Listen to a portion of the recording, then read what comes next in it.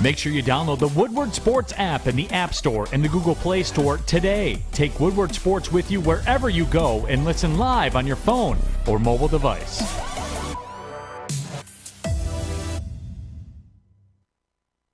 Good morning, everyone, and thanks for joining us on the Morning Woodward Show here on the Woodward Sports Network. Also featured on The Roar on 99.1, 93.5, and 94.7 HD2. Good morning. Good morning. What's up? Welcome back. Welcome back. I'm good. Never better. What's up, Fish? Doing great. It's great to be alive. We have Champions League playoff games today. I'm super excited about. Playoff. Yeah, the Champions League qualifying playoff rounds. Last round before the group stage. So if they win, they get to qualify for the group stage? It's two legs, but yes. Okay. So, Fish, I'm liking these videos of the day you're doing over here. Are you? Yeah, every morning. Good. Talking about cricket and soccer. I'd rather you do it there than on the show because I'll punch you in the face. Well, maybe I want to do it on the show so I can get punched in the face. I mean, that's my goal. Man. All right. Well, Maddie, later this week we'll kind of share everything that's going on, but we got great news with Maddie. She'll be doing some really, really cool work moving forward. Is it for the Test cricket tomorrow? Fish, shut the hell up and mute your mic. Some things never change. Oh, God. You know what? I just want to get this out of the way to start the show, and then I really don't want to talk about it. So obviously I told you guys that we were pregnant. We're not anymore. She had a miscarriage. So that's the thing. I'm really not going to talk about it, so leave it at that. Thank you guys. Love you all. Appreciate you guys. So we're going to go into something more optimistic and not depressing like that, which is the Detroit Lions. Episode 2 of Hard Knocks coming up tonight. I can't wait, but I'm going to tell you why I've never been more optimistic in this football team than I am now. And look, you can credit the coach, you can credit Sheila, Brad Holmes. I don't think it's one person at the moment. I think there's one common denominator, which is that there are people in charge that are competent. That's nice to see. And I think you guys know better, right? As a Detroit Lions fan, you've experienced Morningwig, Marinelli, William Clay Ford, Matt Millen, Martin Mayhew, Bob Quinn, Matt Patricia. You've experienced just about as bad as it can get. And usually every 15, 20 years, a franchise will deal with one instance of that. You guys have dealt with it for 50 plus years. God bless. And, I think a lot about how the league works, how things are working around the league, why they would work here. I'm going to start with Brad Holmes. Actually, yeah, that's exactly what I'm going to start with. You go find me a 2-year window with any GM in your franchise's history. Go look back. I'll save you the trouble. I did. It doesn't exist. You go find a 2-year window where you were able to relieve the cap, make the moves you made. Give non-committal contracts, draft the way you did in the first and second round, trade up in the first round for essentially nothing. It was a bunch of swap picks outside of pick number, what was it? The second round pick, I believe. Or it was the third, excuse me. So he basically traded up 20 spots for a third round pick. It doesn't happen. It's never happened, actually. Don't worry, I did all the research. You don't have to waste your time this morning, good people. You won't ever see that window. And you know who has these type of windows or these performances as GMs? Well, the Ravens historically do. The Steelers historically do. The Rams more recently. The Falcons, when they drafted Julio Jones, they went through a 2-3-year window where they were just money in the offseason. That's a thing. That's a thing. And, at the end of the day, Brad Holmes is going to be the first one that's going to give me the most confidence. And then we'll move, of course, to, the ownership change, right? Now Sheila Hemp. She hasn't proven anything yet, right? Neither has Brad, neither has Dan Campbell. But you can't look me in the face this morning and tell me it's not different. And I don't mean it's different for the sake of you having hope, okay? Done the show way too many times. We're not going to go down this path of hope. The NFL, which is why it's one of the best sports, actually, every year you think it's their year. We're not going to do that on this show. I'm not going to sell you hope. It's not my job. The job is to tell you what I think and tell you what it is. And what this team is right now is much more functional than it's ever been. And you could take it with a pinch of salt and say, well, Adam, it's never operated correctly. It's very true. It's very true. It really, truly hasn't. But it is now. I think you can tell with the culture change, right? The communication. You have a GM in place who, again, I just went through what he's accomplished so far in 2 years. That is how you become a quote, stable, functional franchise. They're on the right path. Do they have the quarterback? Do they have the head coach? I don't know. I like to think I know about the quarterback. Could be dead wrong. And then I look at the head coach and say, well, this guy truly cares about his players. And I don't want to hear they play hard.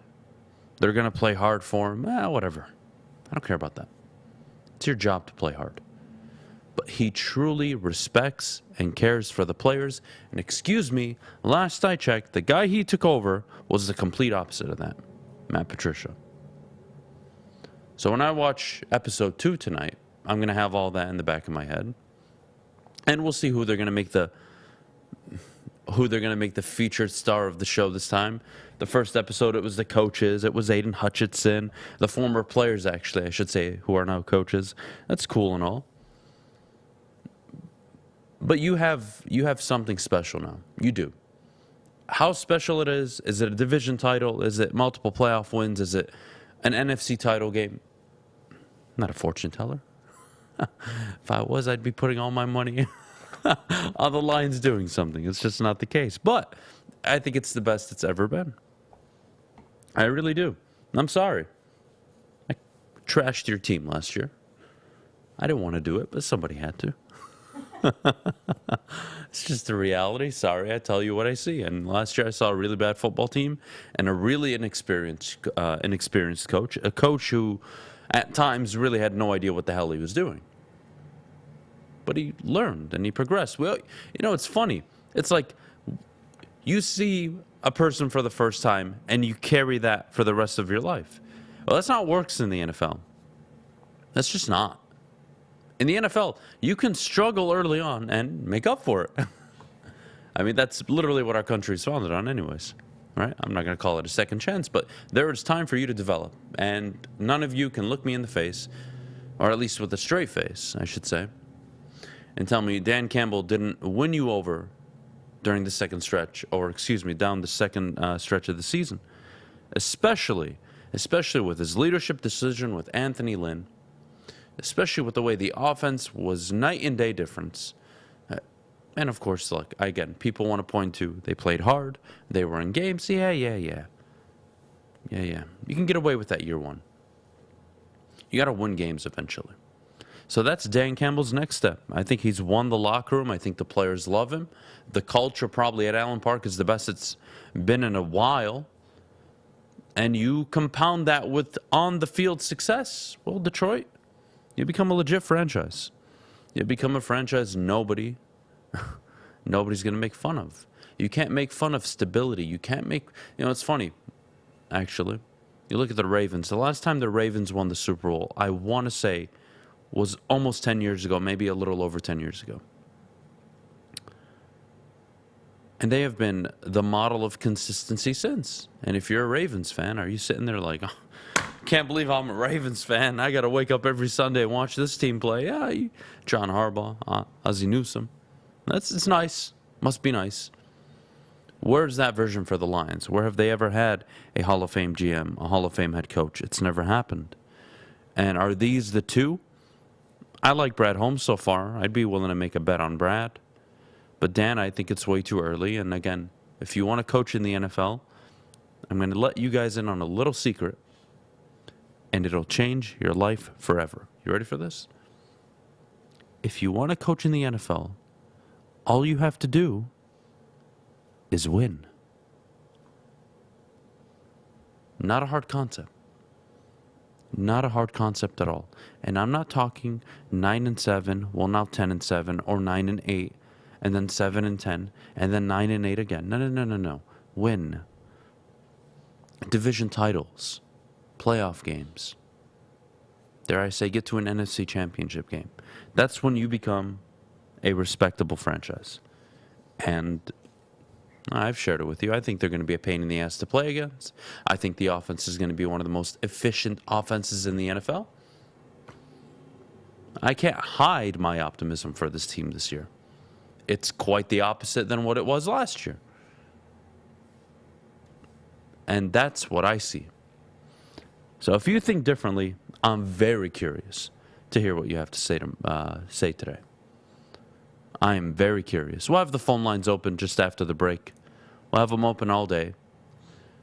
I am very curious what you think about your football team this year. Did I sum it up pretty well? I'd like to think so. I like to think that's what the standard Lions fan is thinking going into the season. Man, must be nice to have a nice GM. Knows what the hell he's doing. Fixed our salary cap.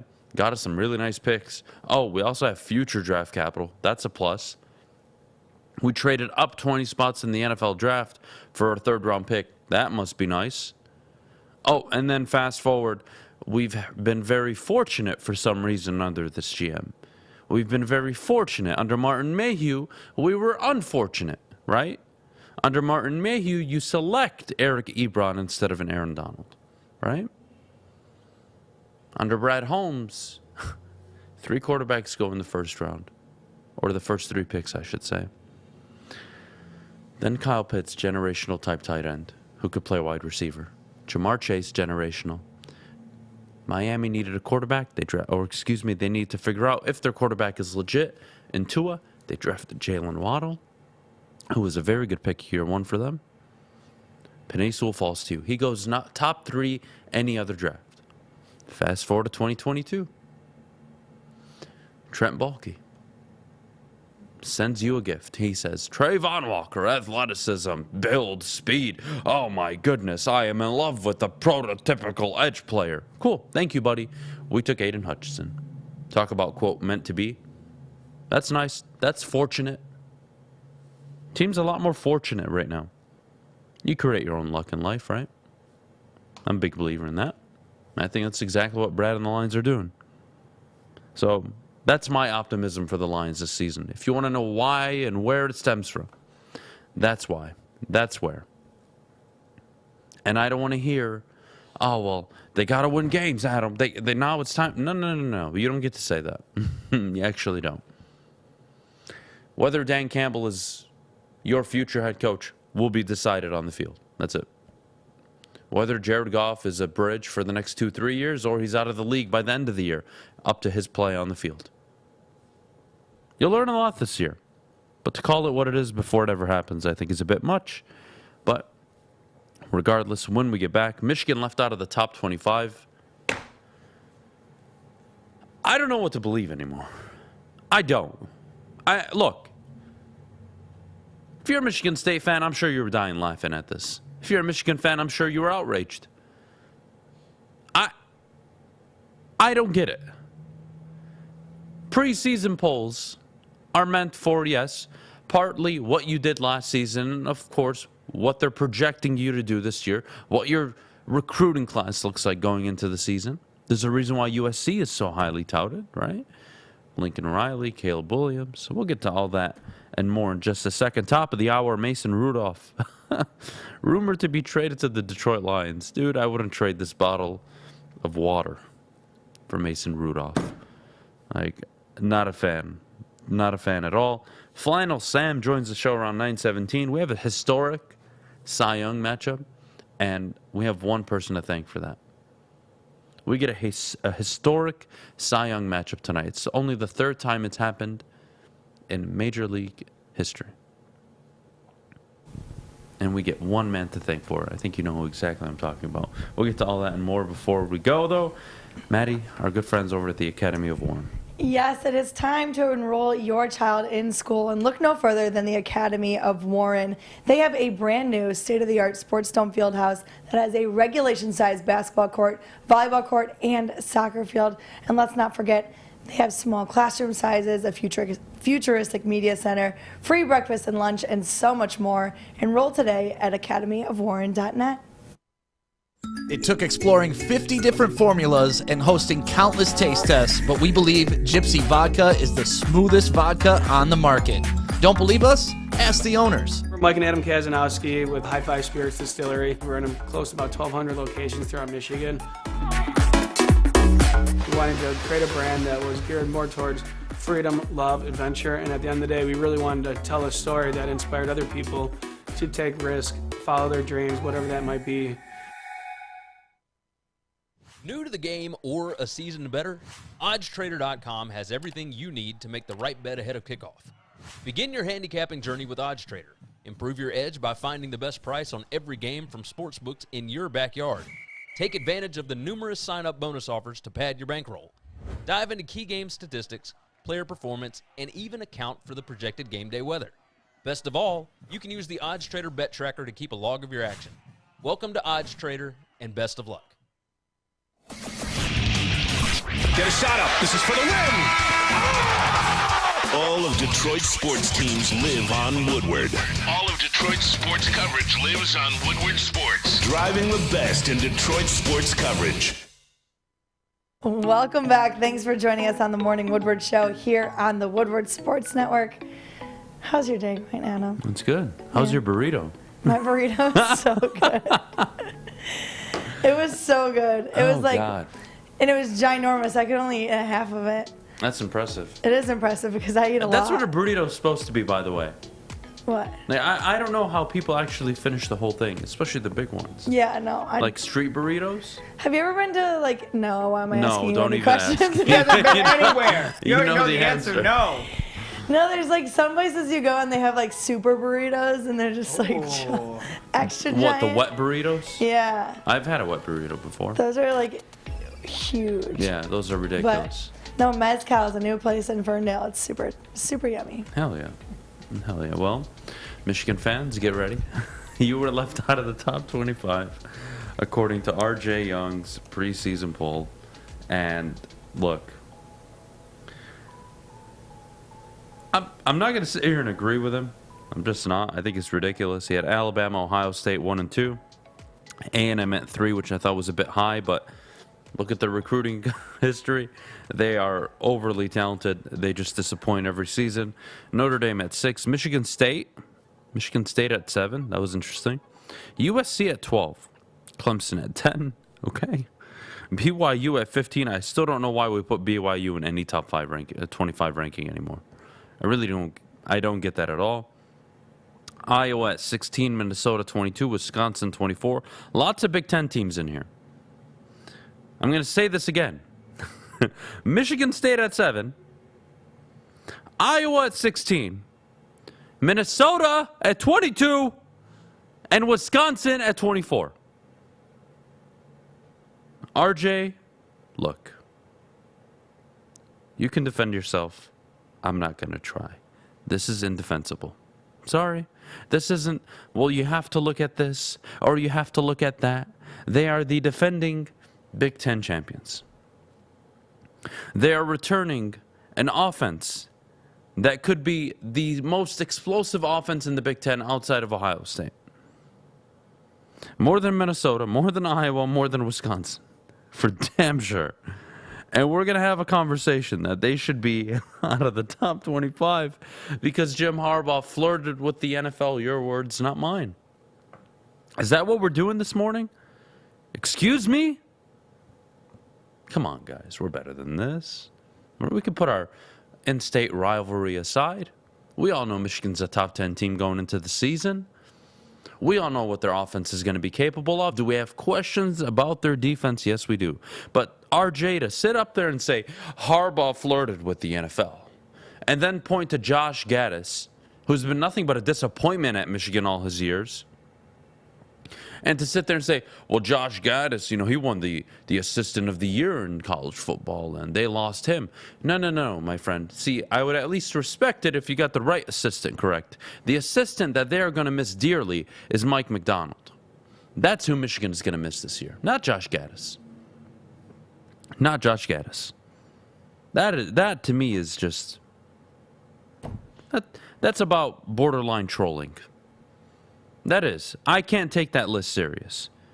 I really can't. I can respect Baylor at 8. I actually think Baylor at 8 is a really good pick. I think Clemson at 10 is too low. Oklahoma at 11 is too high. USC at 12 is just about right. Texas at 20. Everybody has Texas in the top 25 to start the year every year. Kentucky at 21, I respect. Oklahoma State at 14, I can respect. What are we doing? Michigan is not better. You mean to tell me Michigan, going into the year, is not better than Tennessee, Wisconsin, Oregon, Minnesota, Kentucky, Texas, Miami, NC State, Ole Miss, Iowa, BYU. BYU is 15th, bro. Did you even look at your list? You have Birmingham Young, 15th in the nation. 15th. You know what they do? They start the season 6-7-0 every year, and then they suck on a fat dick down the stretch, and they lose 3-4 games in a row. That's what they always do. They're not a real team. They're frauds. 15 is too high. They shouldn't be in the top 25. I would take another SEC school. I would take a Big Ten school. I would take anything over BYU in the top 25. And you have them over Michigan. How am I supposed to give you any respect? How? Is Donovan Edwards and Blake Corum in the backfield not good enough for you? How about if I told you it's those two along with a very good offensive line? What if I told you that besides Donovan Edwards and Blake Corum, you had Ronnie Bell returning off of ACL injury, who arguably is one of the better wide receivers in the country and one of the more explosive receivers in the country? What if I told you that you paired him with Andrew Anthony?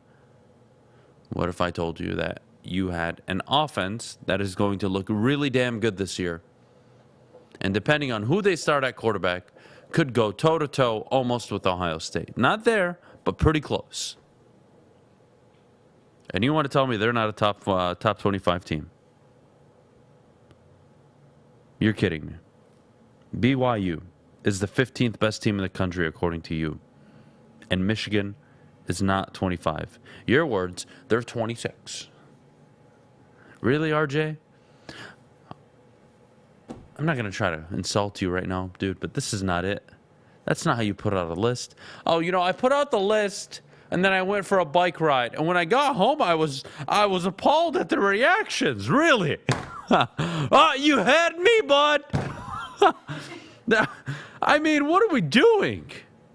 Come on. Look, I think Michigan State at 7 is just too high. I do. I don't think they're the 7th best team in the country. I just don't think that. I don't think that at all. And to say that Michigan is not only not a top 10 team, not a top 15 team, not a top 20 team, but not even a top 25 team, I can't help you. I can't. That just hurts my soul. Like that's a list you put out when you just want to put up 2 middle fingers and say, "Come at me, I'm ready." Like, come on. Where's the credibility in that? Michigan's offense is going to be ridiculous this season. It's ridiculous. And to say that they're not in the top 25 is just laughable. I'm sure my good friend Anthony Broom had a laugh at this. Jesse Adams says, Adam, you realize BYU is bringing back 21 guys back and only lost a running back. They're going to be a pretty solid squad. They will be Arkansas, Notre Dame, and Vegas this year. Jesse, love you, buddy. I see you in the chat every morning. We appreciate you. Do me a favor. Shut the fuck up. You know why 21 players are returning to BYU? Because they don't get drafted. Because nobody gives a damn about BYU. And outside of Zach Wilson and whoever the hell the running back is they lost, nobody gives a goddamn shit about BYU. BYU is a team that starts 5-0, 6-0 every year. You're sitting there in your bathroom masturbating over them. You blow your load all over the window. And next thing you know, they're down 40-7 against some team you never heard of. Stop it. Stop it. If you want to be concerned with Michigan's defense, I'm here for it, because I am too. To say they're not a top 10 team, I think is a stretch. If you want to put them at 10, I'm willing to have a debate. I think that's fair. I could go along with them being at 10. But to punish them from 11 to 25 is not only unacceptable, but to have them out of the top 25 is just... How? And I listened. I paid attention. I watched this video. It made no sense. It made no sense at all. And I'm sorry. This is the problem with college football. It just is. Because we will have a team like BYU ranked 15th in the country. Meanwhile, we leave Michigan out of the top 25. We will leapfrog Tennessee into the top 25. They've done nothing. We will leapfrog Texas into the top 20. They've proven nothing. Why is Georgia in the top 4? Right? If it's not about last season, why are they in the top 4? Well, yes, the recruiting is unbelievable, and you expect them to have an abundance of players, but how you make that same argument for Michigan and walk away with, oh, well, they're not top 25, I can't. I want to. I really want to. I really want to understand this. I can't. What am I doing here? This is... Sorry, Jesse. Actually, I'm not. I'm not sorry at all. We don't apologize on the morning show. All right, look.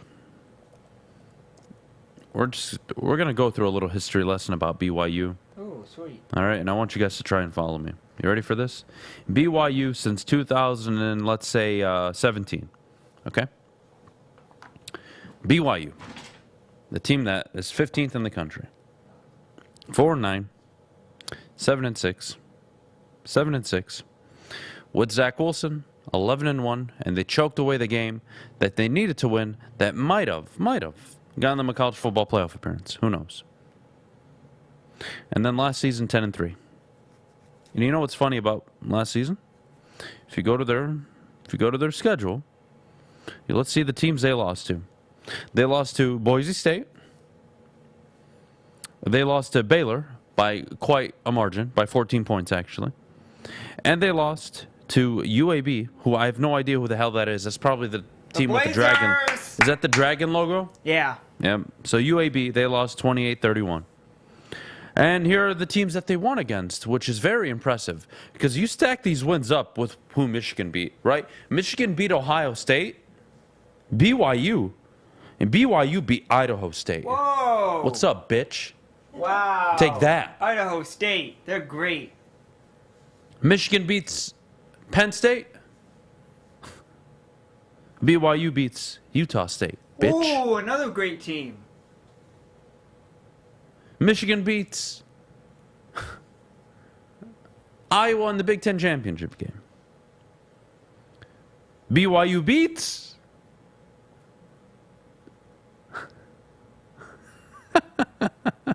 South Florida by 8 points. The Bulls. Bitch. USF. Welcome to college football. That's why Super Leagues are important. Unbelievable. Pathetic. Nobody wants to watch. Sorry, nobody cares about BYU. And I'm sorry, RJ. I'm sure you do a lot of good work. That's probably one of the worst things you've ever put out. It's atrocious. It's unjustifiable. It sucks. You can go to hell. I don't care what you do. Just do me a favor. Don't have a conversation with me about college football if Michigan aren't in your top 25. And don't approach me and tell me Clemson is 10. Because they're not. They're much higher. And to have Michigan State at 7, that is quite... I don't even know what to make of it. I don't. Michigan State at 7? Really? 11, 12, 13, 14. Okay, yeah, I can get with that. Insane to me. Insane. When we get back, I got some beef with baseball. I'm tired of baseball. And you know what? I may never watch another baseball game in my life. Not only are the reporters a bunch of softies, not only are these head of communications for these teams soft, not only are the team photographers extremely soft and sensitive and take things out of context. No. Not only that, we have a commissioner and a league that has no idea what the hell they're doing. They offer zero clarity.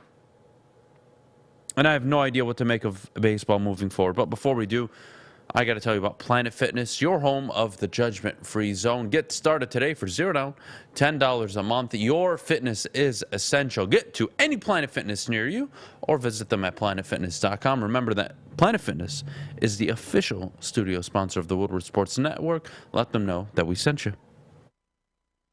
At work and at home, we're there with smarter security solutions.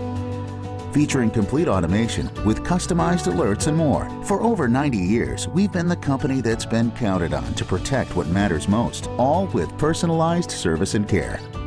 Right now, for a limited time, receive a free video device plus free installation with a new home system. Guardian Alarm. We protect Michigan. When you need apparel, there's only one place to go. Big Frog in Novi.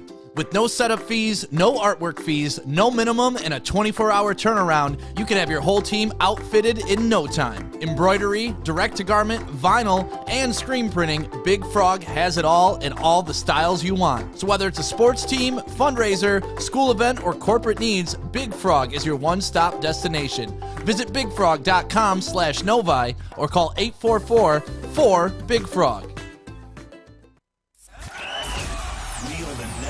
For Detroit, by Detroiters. Welcome to the Woodward Sports Network. When it comes time to getting your project completed on budget and on schedule, uptime matters. And that's why Alta Equipment has partnered with the biggest names in construction. So if you've got a big project coming up, look no further than Alta Rents. Give them a call today at 844-GO-TO-ALTA. That's 844-GO-TO-ALTA. Alta Equipment, where uptime matters. Okay, look, I don't like baseball anymore. I'm really starting to fall out of love with it. Just so you guys know, full transparency, I grew up loving baseball, at least playing it. I played a bunch of Little League ball, played in high school. Love baseball. It's actually one of my dad's favorite sports outside of football. Okay. It was actually the first sport he learned of, by the way, when he came to the country, back in the early 90s. Having said that, fuck you, baseball. You suck. I'm going to tell you why. Your reporters are assholes. They're snarky. Your team photographers are snarky. Your media outlets are liars. And your commissioner sucks. Your game sucks. It's too long. Nobody wants to watch it. And the only goddamn reason we watch it is maybe because of a few stars like Aaron Judge, Fernando Tatís, Bryce Harper. Too much for college football talk. Sorry, guys. Shohei Ohtani, Mike Trout. That's why we watch the game right now.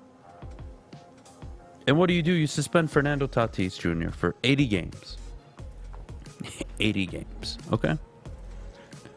For a cream he used that does have a banned substance, okay? I'm to the point where I'm done with baseball and its rules. He should not have been suspended 80 games. You allow David Ortiz to be in the Hall of Fame?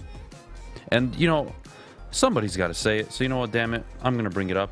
You look at David Ortiz's stats, and you tell me it makes sense. Okay? First 3 years in the league, he has 10 home runs. And that's over 100 games played total. Year 4, 10 home runs. Year 5, 18. Year 6, 20. Goes to Fenway, very friendly ballpark for lefties. 31, 41, 47, 54. And then, from the age of 34 to 40, he hits 32, 29, 23, 30, 35, 37, 38, all at the prime age of 37, 38, 39, and 40. Yeah, that's been done before. Cream on his arm. Ointment. What's legal? What isn't?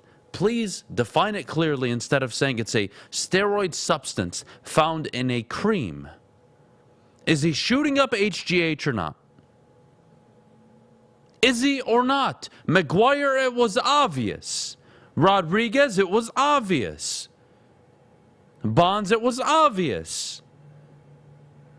Let it in your game or shut the hell up and stop suspending these players. I'm so tired of it. Fernando Tatís probably accounts for 15% of your viewership, to be honest with you. Maybe not 15, maybe 7, 8, 9, or 10. Still. And you're going to suspend him because of a cream incident. Really. Baseball sucks. It's a dying sport. I can't wait till I'm about 30, 32 years old and baseball's dead. Nobody watches it. I'd have to sit up here and waste my goddamn time talking about it. What a stupid sport. What a waste. What a waste of talent. You have teams like the Angels holding 2 of the best players in baseball, can't even win more than 90 games. What an awful sport baseball's become. No commissioner, no structure. Let them take the goddamn steroids at this point. I don't care anymore. Put out a good product. Oh, well, the integrity of the game is very important. Really. It's about what about the all tradition. the players in the 60s, 70s, and 80s? We all know the substance they put on the ball, on the bat, but we let it go. It's part of the game then. But because it was steroids, and it saved your sport in the late 90s, early 2000s, it saved your sport. It saved this country after 2001, right?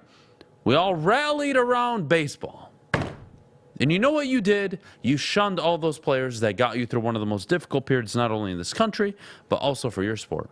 Go fuck yourselves, baseball. I am done.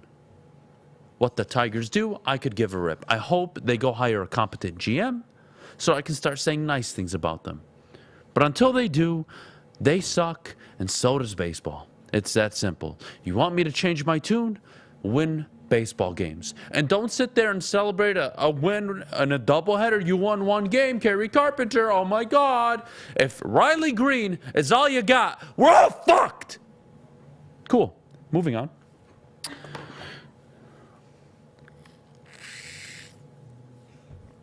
Moving on. Mason Rudolph, rumored to be traded by the end of the week to the Detroit Lions. Very interesting story came out, and a former executive said that he expects him to be dealt by the end of the week. Lions fans and Alex, please put a poll in the chat. Would you like the Lions to trade for Mason Rudolph? Yes or no? I'm going to say no. I have no interest in Mason Rudolph. What does he do for me? Huh? He wins me 1 or 2 extra games if Jared Goff goes down? Now, whoa, let's pump the brakes. Adam, what if we're 9-6 and Jared Goff goes down for 2 games? All right, kind of important to have a backup. I'll admit, that's a scenario you need a backup. All right? So if I can admit that, you can admit that if Jared Goff at any point after week 4 or 5, or even before, if he goes down, even if you're 4-1, 3-2, doesn't matter, your season is over. Can we all admit that? Can we all get on the same page? And can we all understand that if Goff does go down for, let's say, a long-term injury, he's out for the season, God forbid, you're going to suck. You're not going to blame your head coach because your team's going to fight hard, right? They're going to do all the little things you're going to want them to do. A backup quarterback isn't going to give you a wild card spot. They just aren't. Jared Goff is going to be able to fight you at 7-10, 8-9. Dare I say, 10-7, or 9-8. Dare I say it? Jared Goff will and has to be the engine, not a backup. Who cares? Goff misses 13 games. Go 0-13. Go 1-12. 2-10. I don't care. I don't give a rip. Because if Goff goes down for the full season, you are inclined to draft a quarterback this year.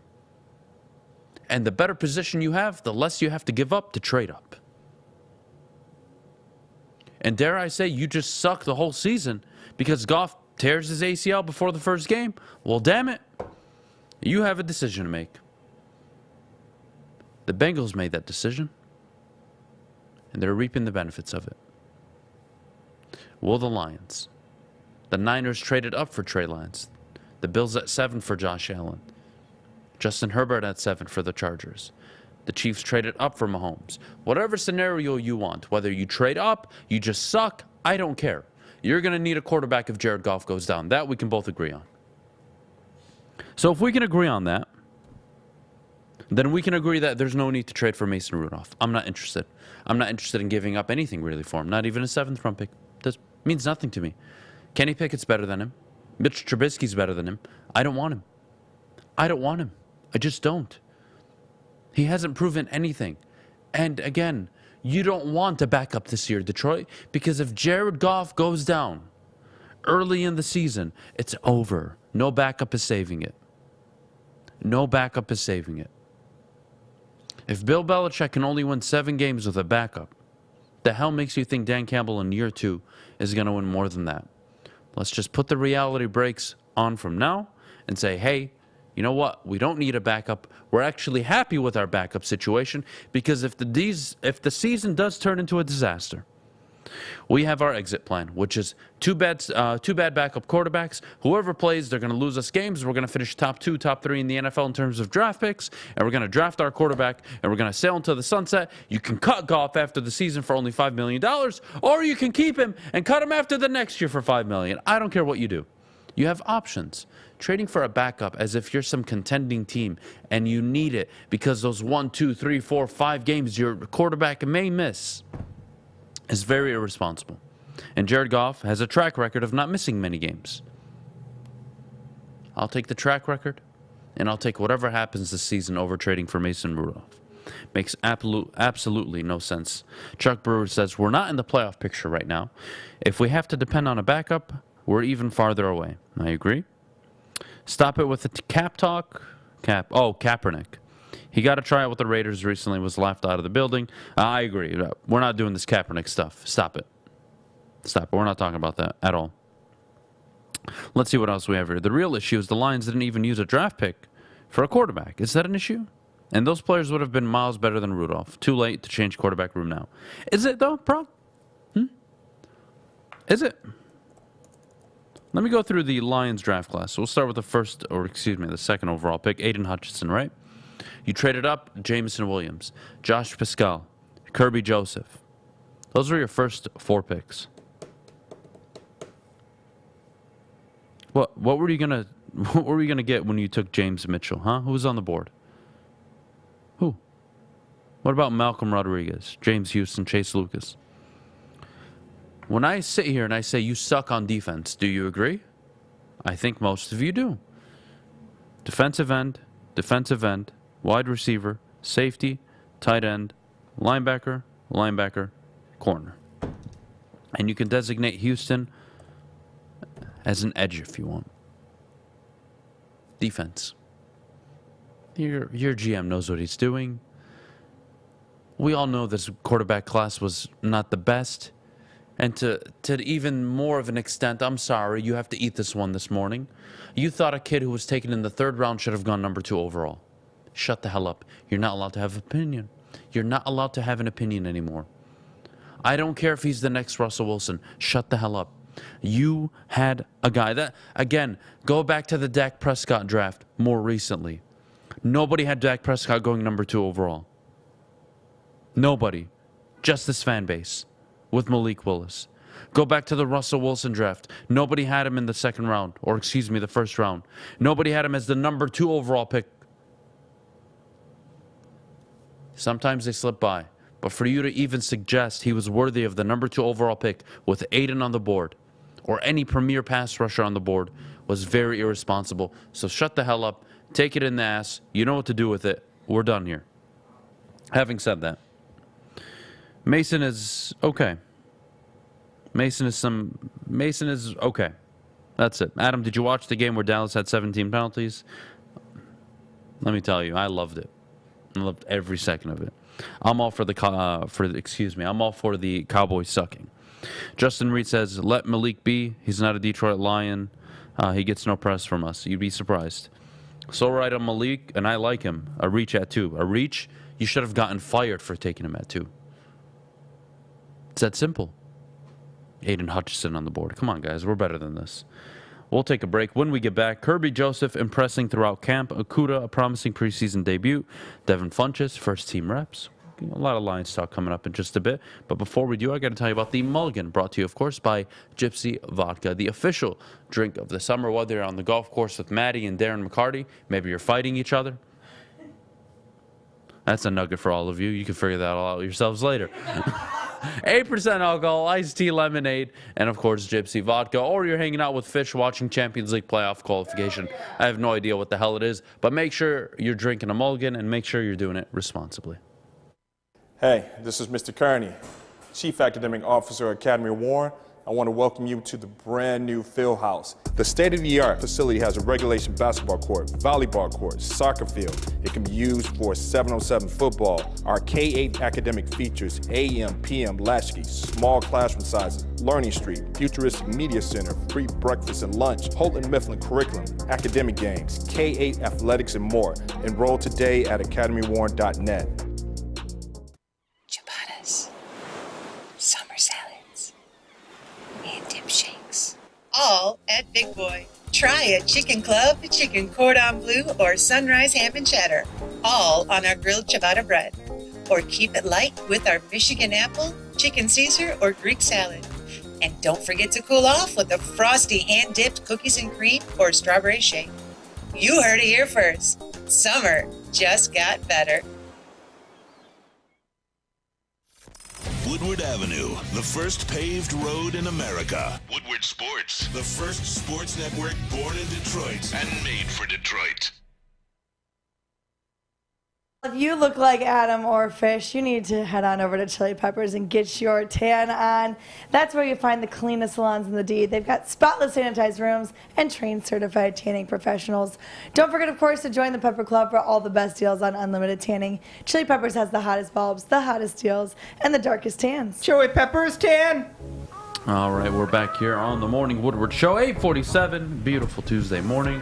Kerby Joseph out there impressing. Not only in the preseason, he logged the most preseason snaps, by the way, in the first game, which I thought was interesting. He's a kid that's going to need time to develop. I don't think you're going to be able to play him right away. It's why they're so stacked, or I would say they're so deep in the secondary, especially at safety. There's a lot of flexing that's going to happen. How Kerby Joseph evolves over the next few weeks going into the season, that we'll have to wait and see. But one of my bigger takeaways was Jeff Okudah. We're going to talk about him. First preseason game, I believe it was 18 snaps, and he did good. 3 tackles, nothing to get too upset about. And I prefer that with my corners. I don't want my corners to be in the news. I don't want you to be in the news unless you just had a phenomenal game, an interception or two, and you just shut down an opposing wide receiver. I don't want to hear about my corners. And the less I hear about Jeff Okudah, the better it is. Now, what your expectations are for Jeff Okudah this season, that's on you. That is on you. I'm not going to change your mind of what you think he can be. He is what he is right now. Right now, he is a 3-year pro going into his 3rd season and hasn't proven much. And you are really looking for him to shine, although I think we're well past that at this point. And if you don't believe me, you can go look at some players that were taken number 3 and, dare I say, number 4 overall just recently this year. Derek Stingley. There are no doubts in Houston at the moment. Sauce Gardner, you watched the preseason game just like I did. You saw what he did. That's what a corner looks like. Can Jeff Okudah look like that? Can he? He's not a rookie anymore. And yeah, he hasn't played all the games. Not a rookie anymore. He is a corner going into his 3rd year, and you have to make a decision at the end of the year whether you're going to give him a 5th year option. Not an easy decision. Sauce and Stingley alone this season have shown more promise through camp and preseason than Okudah has in his 3 years here. I don't like saying that. I don't. But that's the reality. So you guys tell me, what are your expectations for Jeff Okudah this season? Alex, if you don't mind, in the chat, throw a poll up. What are your expectations for Jeff Okudah. 78% of you, by the way, said no to Mason Rudolph, which I applaud. I approve. But what are your expectations? Is it just don't bust? Is it Pro Bowl? Is it all pro? Or is it just for him to be average? What is it? Average, good, excuse me, you can do it in this order, Alex. I apologize. Sorry, buddy. Average, good, Pro Bowl, all pro. You pick one of the four. You guys pick. Jester says Okudah better be in the runnings of most improved player. It's not an award, but if it was, he better be contending for it. They have comeback player of the year.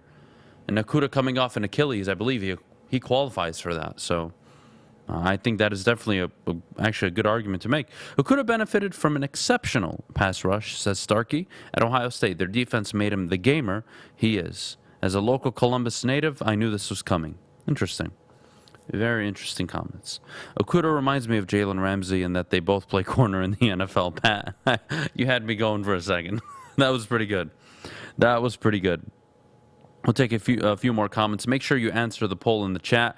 What are your expectations for Jeff Okudah this season? Good, average, Pro Bowl, or all pro? And I'm not going to lie to you guys. I'm going to hit average. That's what I'm voting for. I want to see him just be an average corner. Make some plays here and there. Get beat here and there. But outside of that, just relatively quiet. If he becomes good, I'd be very happy. If he became a Pro Bowler, that would be nice. Hell, an all pro, I would eat my manure. I would. Gladly. But is that possible? Have you seen the flashes? I mean, let's be honest. Detroit, we have experienced this. Come on, guys. Matthew Stafford, you drafted him, #1 overall. His first 2 years, what was his biggest problem? I'll wait. Anybody in the room, feel free to answer. What was Matthew Stafford's biggest problem his first 2 years? Fish? Any idea? Any idea? No, I do not. Westfall? Nothing? His biggest issue? So he was hurt all the time.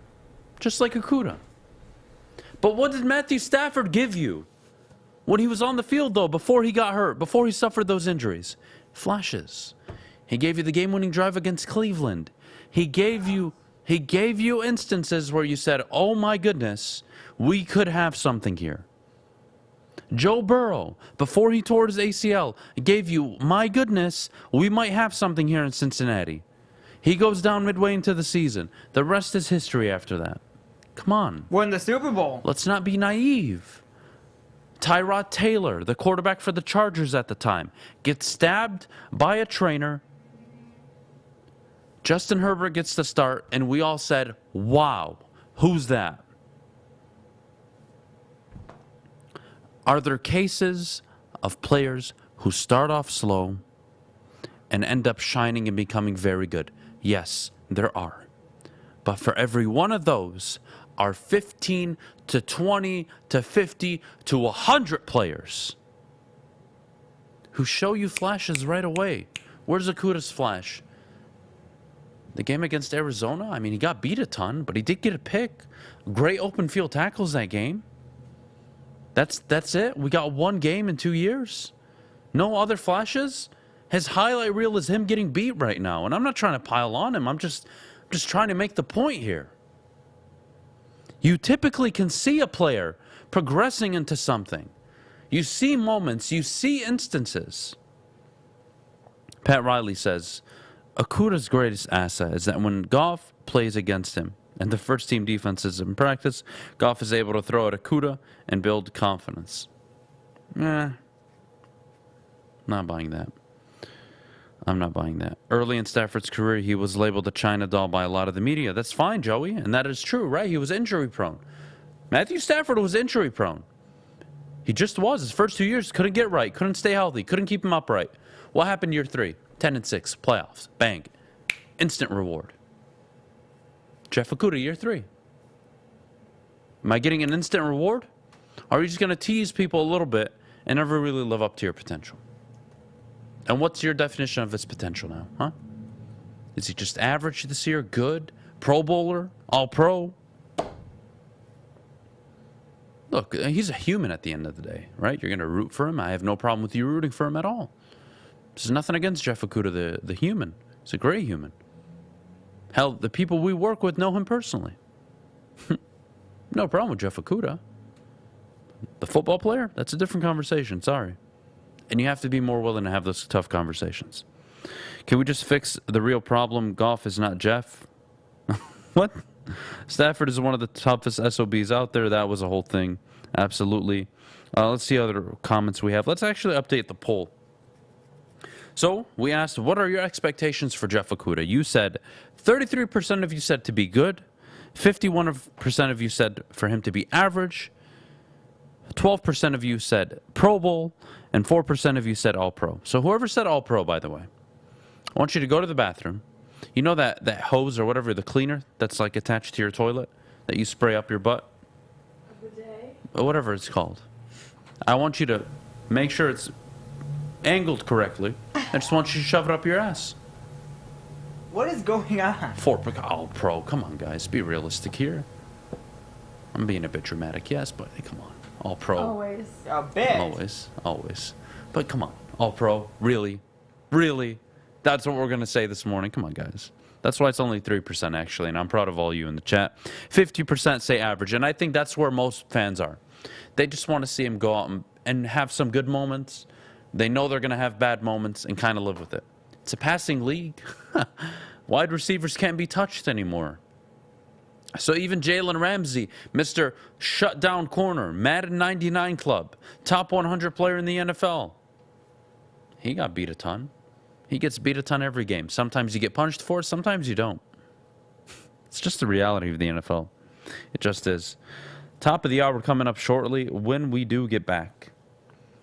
The Cy Young matchup tonight. That is absolutely historic. We have one person to thank for that and one person only. And I think you all know who exactly I'm talking about. But before we do, Maddie, our good friends over at the Sports Marketing Agency. Yes, our friends at the Sports Marketing Agency help spread awareness about mental health and substance abuse. Their new podcast, This is the F Word, focuses on awareness of fentanyl and other addictions. Go to thesportsma.com if you are struggling or know someone who is, and let them know that Woodward Sports sent you. Hi, my diamonds. It's Crystal with an X. You want to get hot and perfect like me? Here's my super easy routine. Drink at least a gallon of water before you wake up. Attach a weight to everything in your house. Hello? Sell your car and just sprint everywhere. Scream when you exhale. Don't follow Crystal with an X. Do your own thing at Planet Fitness with tons of equipment and free fitness training in our clean and spacious clubs. Join now for just $10 a month and cancel anytime. Detroit's downtown summer playground is back. Open all summer long, the Monroe Street Midway. Enjoy roller skating, free Wi-Fi, food trucks, art installations, and so much more. Don't forget to take advantage of the basketball court, putt-putt, and, of course, family programming all summer long.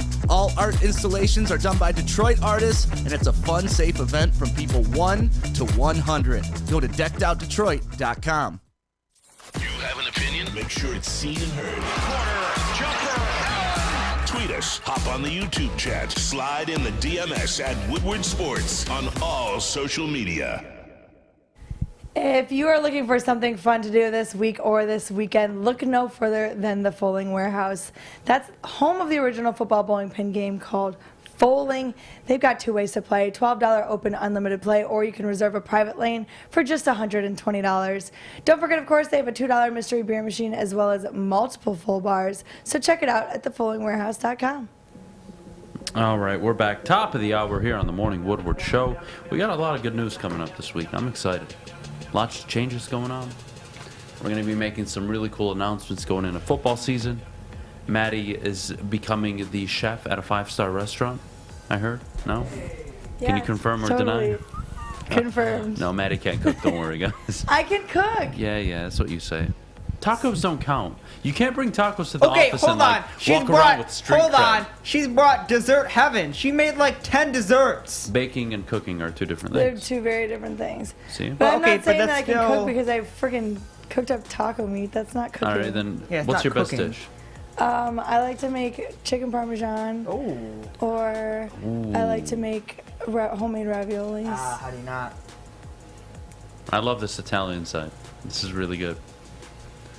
I'm thinking Italian for tonight, boys. What do we think? By the way, are we doing you cooking? I hope. Okay. Yeah, I'm gonna try. I got a lot to do at the house. So. Okay. Look, top of the hour, brought to you by Better Off means no, Detroit. As Maddie. always, let's get into the conversation with our historic Cy Young matchup tonight. Justin Verlander will be going off versus a very formidable opponent tonight. The Houston Astros and the Chicago White Sox play tonight. And this is only the third time in Major League history that we will have a scenario like this unfold. And that scenario, is two Cy Young frontrunners with a sub-ERA of 2.0 playing each other 20-plus starts into the season. Justin Verlander versus Dylan Cease. Verlander a 1.85 ERA, Dylan Cease a 1.96 ERA. Both have 134 strikeouts on the year. Verlander 15-3, Cease 12-5. This is quite the matchup. And who are we going to thank for it, though, guys? Come on, you know me. I always give credit where credit's due. Like, every once in a while, you just have to suck it up and own it. Al Avila deserves all the credit. So I just want to say from the bottom of my heart, Al, thank you. Thank you, Al let's wrap Avila. it up. Because if he didn't make that trade, we don't get this matchup in 2022. Thank you, Al Avila, for giving up Justin Verlander. For nothing, by the way. Just, subtle shot on the side. And allowing us to have a historic Cy Young matchup. Again, only the third time in baseball history. And I did want to deep dive into this, but I got really angry at 8:30 about the whole Fernando Tatís stuff. So, I don't want to talk about baseball anymore. I'm done. I'm going to move on. I do want to revisit Mason Rudolph. We did do a poll. 77% of you did say no, which, again, I thought super interesting. But I'll ask you another question. Does having a quarterback make you any more confident in this football team? And Alex, whenever you get a minute, please.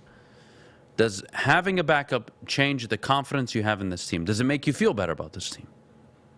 Does it make you feel, all right, we're heading in the right direction. Now we're complete. We've finally got this one thing addressed. We have no holes going into the season. I don't think that's it. I don't think you're anywhere near that level. And, I'm sorry, it's uncomfortable to talk about. It really is uncomfortable to talk about this, but you are an injury or two away from being one of the pretty bad teams in the NFL. That's the unfortunate reality. It just is. It's the unfortunate reality that you are currently in. Early voting in the chat, 64% of you saying that no, having a backup does not make you more confident in the football team. And I agree. I think you need linebackers. I think this team has so many more issues than just a backup quarterback. Your linebackers didn't look like they belonged in the NFL. I know it's preseason. Now they got a lot of work to do. We've seen some good highlights in camp. But what they don't show you on Hard Knocks is all the bad stuff. All right, let's just be honest. It is scripted. Not scripted in the sense of, oh, we're not going to show anything or we can't show this, but they're trying to tell a story here. And they'll make a few, decisions where we'll keep Dan Campbell yelling at his players and the whistle and breaking the huddle. Yeah, because it's generic, it's generalized, you can get away with it, but to call out an individual or a certain position group, that's not going to work on Hard Knocks. You can't do that. 66% of you say you don't, or you wouldn't feel more confident in the team, and I agree.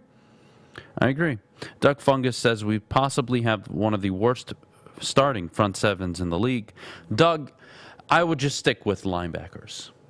If I'm honest, because I think we all believe in potentially an Aleem McNeil, Aiden Hutchinson, what that dynamic looks like with Charles Harris, Aquara, Josh Pascal when he returns, Levi. Like, you have belief in the front four. It's really just the 2 or 3 behind you that are kicking your ass right now.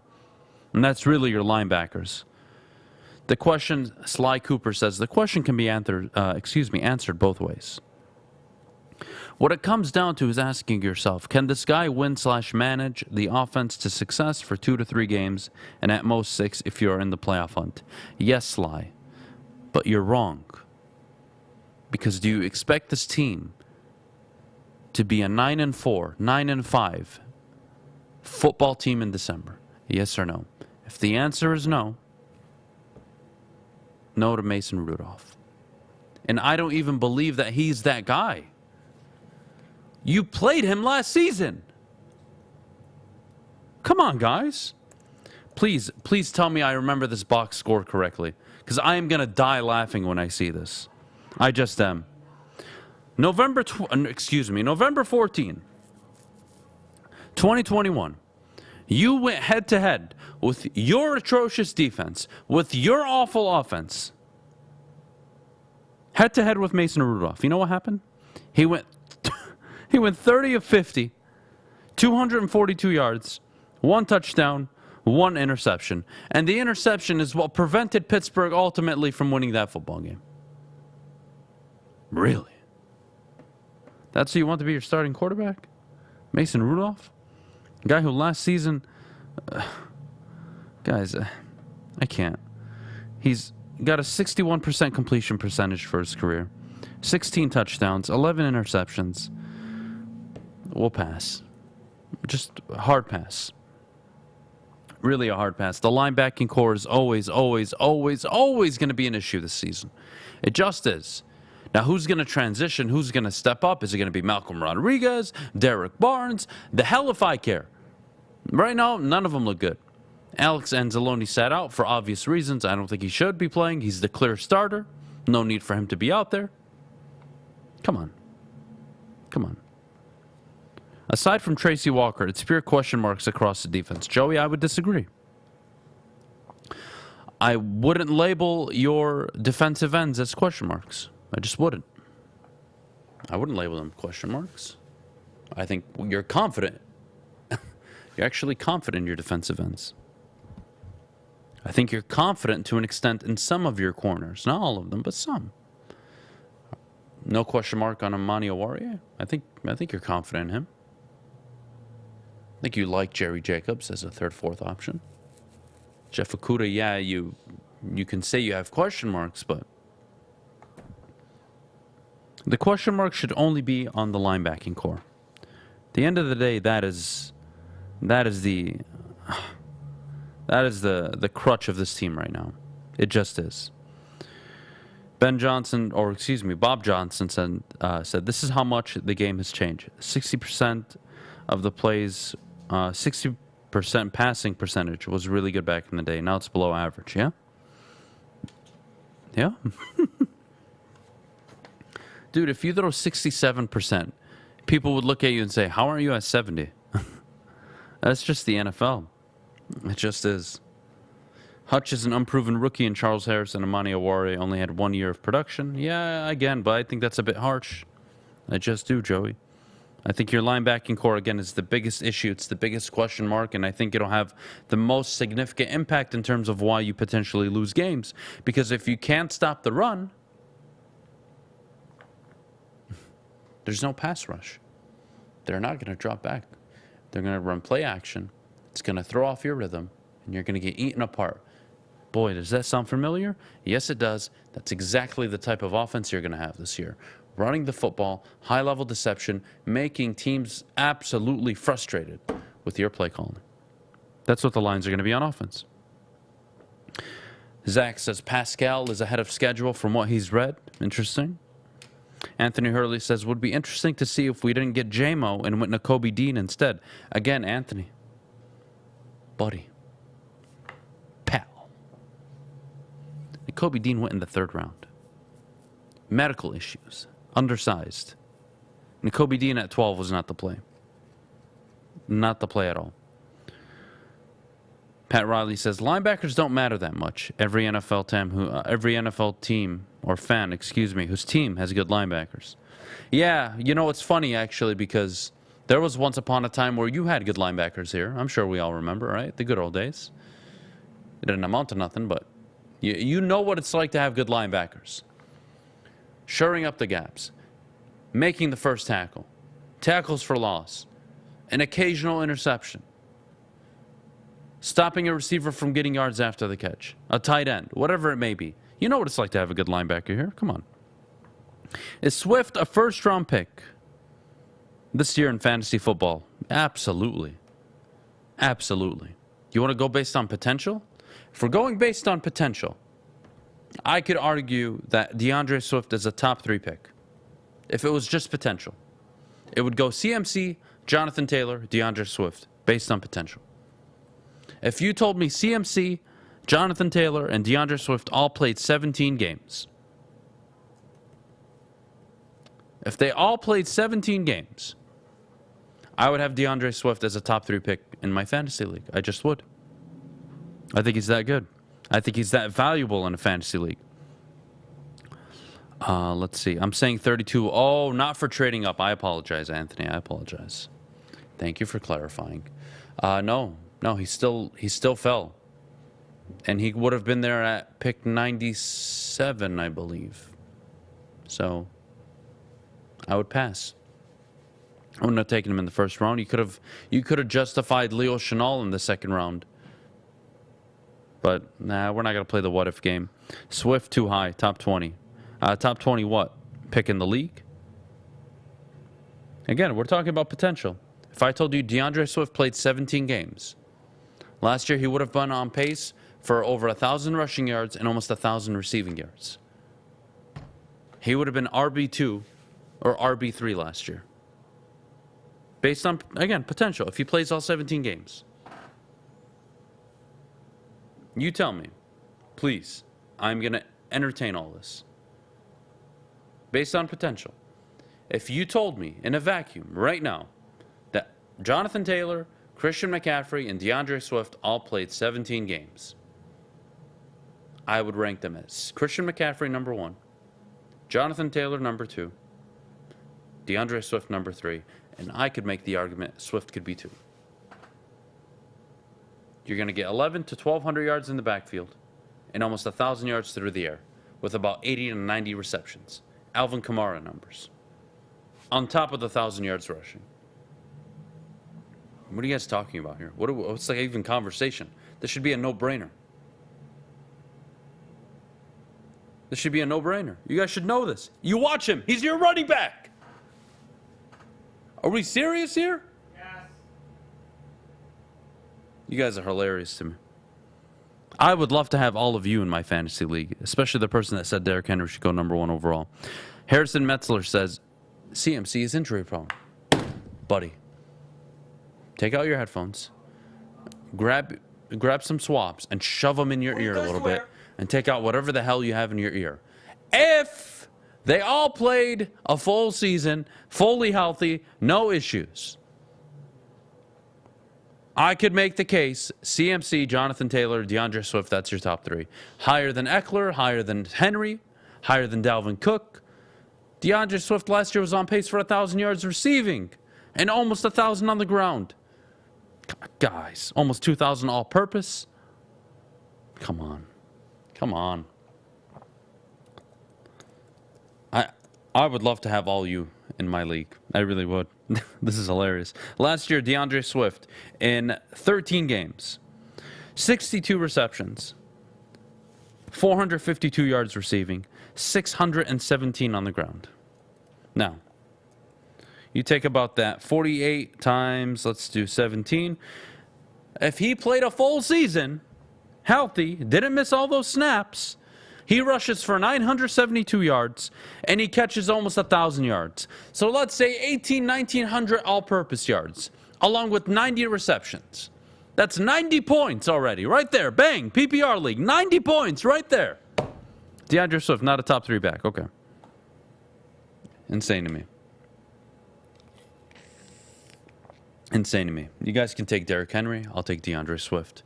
While you're crying at the end of the year because he ran 27 times for 100 yards and 1 touchdown, and my guy caught 13 passes and almost got the same amount of points as you fucking idiot. All right. We got Flannel Sam coming up. Flannel Sam is going to convince me why I should be a Michigan fan this year. This is going to be really interesting. Good luck, dude. Good luck. 9:29, we got Jeff Iafrate joining for some Pistons talk. And, of course, 9:41, Hard Knocks. Who's not excited for tonight? But before we go, I got to tell you about our good friends over at Lady Jane's. Get to a Lady Jane's near you. Open 10 to 8, 7 days a week. Walk in anytime. No appointment necessary. Their awesome stylists will take care of you like they take care of me. Again, Lady Jane's, no appointment necessary. Their amazing stylists will make sure you walk out looking like a new man. Get to a Lady Jane's near you. It's wicked awesome. The sports marketing agency would not be who we are without great community partners like Higuera Health and Carol Zaniga. It's an awesome opportunity to partner with your organization. Higuera Health is a comprehensive behavioral health organization. We serve children through older adults with mental health, substance use, and developmental disabilities across Western Wayne counties, and really excited to now be in downriver communities as well. Give us a call at 734-458-4601. You don't have to go to the beach, man.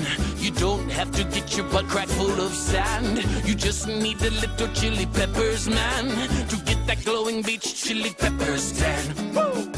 With 26 locations in the Metro Detroit area and more coming, Chili Peppers Tanning is where you'll find the cleanest salons in the D. Join the Pepper Club for the best deals on unlimited tanning. Head to chilipepperstanning.com. You just need a little chili peppers, man. The only sports network in Detroit that starts with a W. You know, because we win. Woodward Sports, Detroit's winning sports network. OddsTrader.com is the #1 site for all of your game day bets. Play-by-play updates, live scores, and the best price on every game from multiple sports books. Go to OddsTrader.com right now, or you can download their app from the App Store for all of your best bets. All right, we're back here on the Morning Woodward Show, joined by Flannel Sam from Big D Energy. Flannel, you asked for this. Did. I made sure I dressed appropriately for this occasion. So, damn. I have not committed to Michigan or Michigan State yet this season. Although it's clear, shut the hell up, Fish. Although it's clear I'm leaning towards Michigan State. All right, we can all admit that. Why should I be supporting Michigan this season? For this season, it's actually pretty easy. This is not a hard convince job, in my opinion. First off, Adam, you were at the Michigan-Ohio State game last year. I was as well before I even worked here. And that was arguably one of the greatest moments in the Big House history. Certainly in my time as a Michigan fan, the greatest moment in the Big House history. They beat Ohio State 42-27, and it was convincing. The offensive line just dominated the Ohio State defense. Hassan Haskins ran it right down their throat. And Aiden Hutchinson on defense. You know when C.J. Stroud wakes up in the middle of the night, the monster under his bed is Aiden Hutchinson. That's how much he harassed him that year. And I know that's last year, but how can you not, from that moment, from those great feelings, carry that over into being a Michigan fan? I don't understand how that's possible, how you can be there as a non-committal fan and not think, oh my God, this is the team I should support. This is one of the greatest, definitely one of the greatest Big Ten football moments of this millennium, I'd say. I was there. It was amazing. It was my first ever game watching Michigan football live at the Big House. So I take full credit for them winning, by the way. I'm their good luck charm. They're 1-0 because of me. Look, I went there. I enjoyed my time. I thought it was beautiful. I thought the atmosphere was amazing. I loved the singing. I loved the chants. I loved everything about it. I love the fact that they beat Ohio State. That was nice as well. But you have to understand something, Flannel. I work at a network. This specific network is the home of many Michigan fans. Braylon Edwards, Ryan Armani, Tom Mazaway, yourself, Darren McCarty. Lots of Michigan fans. All in the back. We have maybe a few. Andrew Jonah. Jonah. We have a whole ton. We have a ton of them. How fun would it be if the asshole of the office supported the opposite team? That's where my brain is going. Because I would love nothing more than to just talk so much junk to you, to Ryan. I want to make all of you cry this year. That's my goal. How do you take that from me? I mean, how do you tell me, Adam, don't make us cry, support Michigan? Oh, man. See, that's a tough one because I got to be honest, Adam. If somehow, some way, and I don't think it's going to happen, I think Michigan, at least for this year, has the clearly superior team and they're at home. If MSU goes into the big house and beats Michigan, I will be on suicide watch. We will all be on suicide watch. I will need a padded cell room. And I get it. You will have that opportunity to just come in. It would be like a root for radio kind of day where the morning show would be appointment viewing. I think it would be appointment viewing no matter what. But if you were a Michigan State fan and they somehow beat Michigan in the big house, which I don't expect to happen. I don't this year, either. By the way. I don't either, and I don't want to speak it into existence. That would be phenomenal. But like I said, one of the reasons you should be a Michigan fan is that Michigan does clearly have the superior team. I think Michigan State fans completely gloss over the fact, and national people, that they lost Kenneth Walker. That is a huge loss. And I know this is a bit of a hot take, but in my opinion, Kenneth Walker had the single greatest season by a Michigan State athlete, I'm just talking men's basketball and football, since Magic Johnson, when Michigan State beat Larry Bird and Indiana State in the national championship. That is a huge loss. I think Michigan State is like an 8-win team. So I guess where I'm going with that is Michigan is just going to be such a fun team to support, especially if J.J. McCarthy starts with that offense with Donovan Edwards, Blake Corum. That's the trump card for me. If J.J. McCarthy was the starter, this would be a much harder decision for me. It would. So I want to see him succeed. I want to see Michigan succeed, even when I root for Michigan State. I will want Michigan to succeed every week except against Michigan State. Except when they lose. I just don't know how you're going to convince me because, again, there's Braylon who sits in your seat.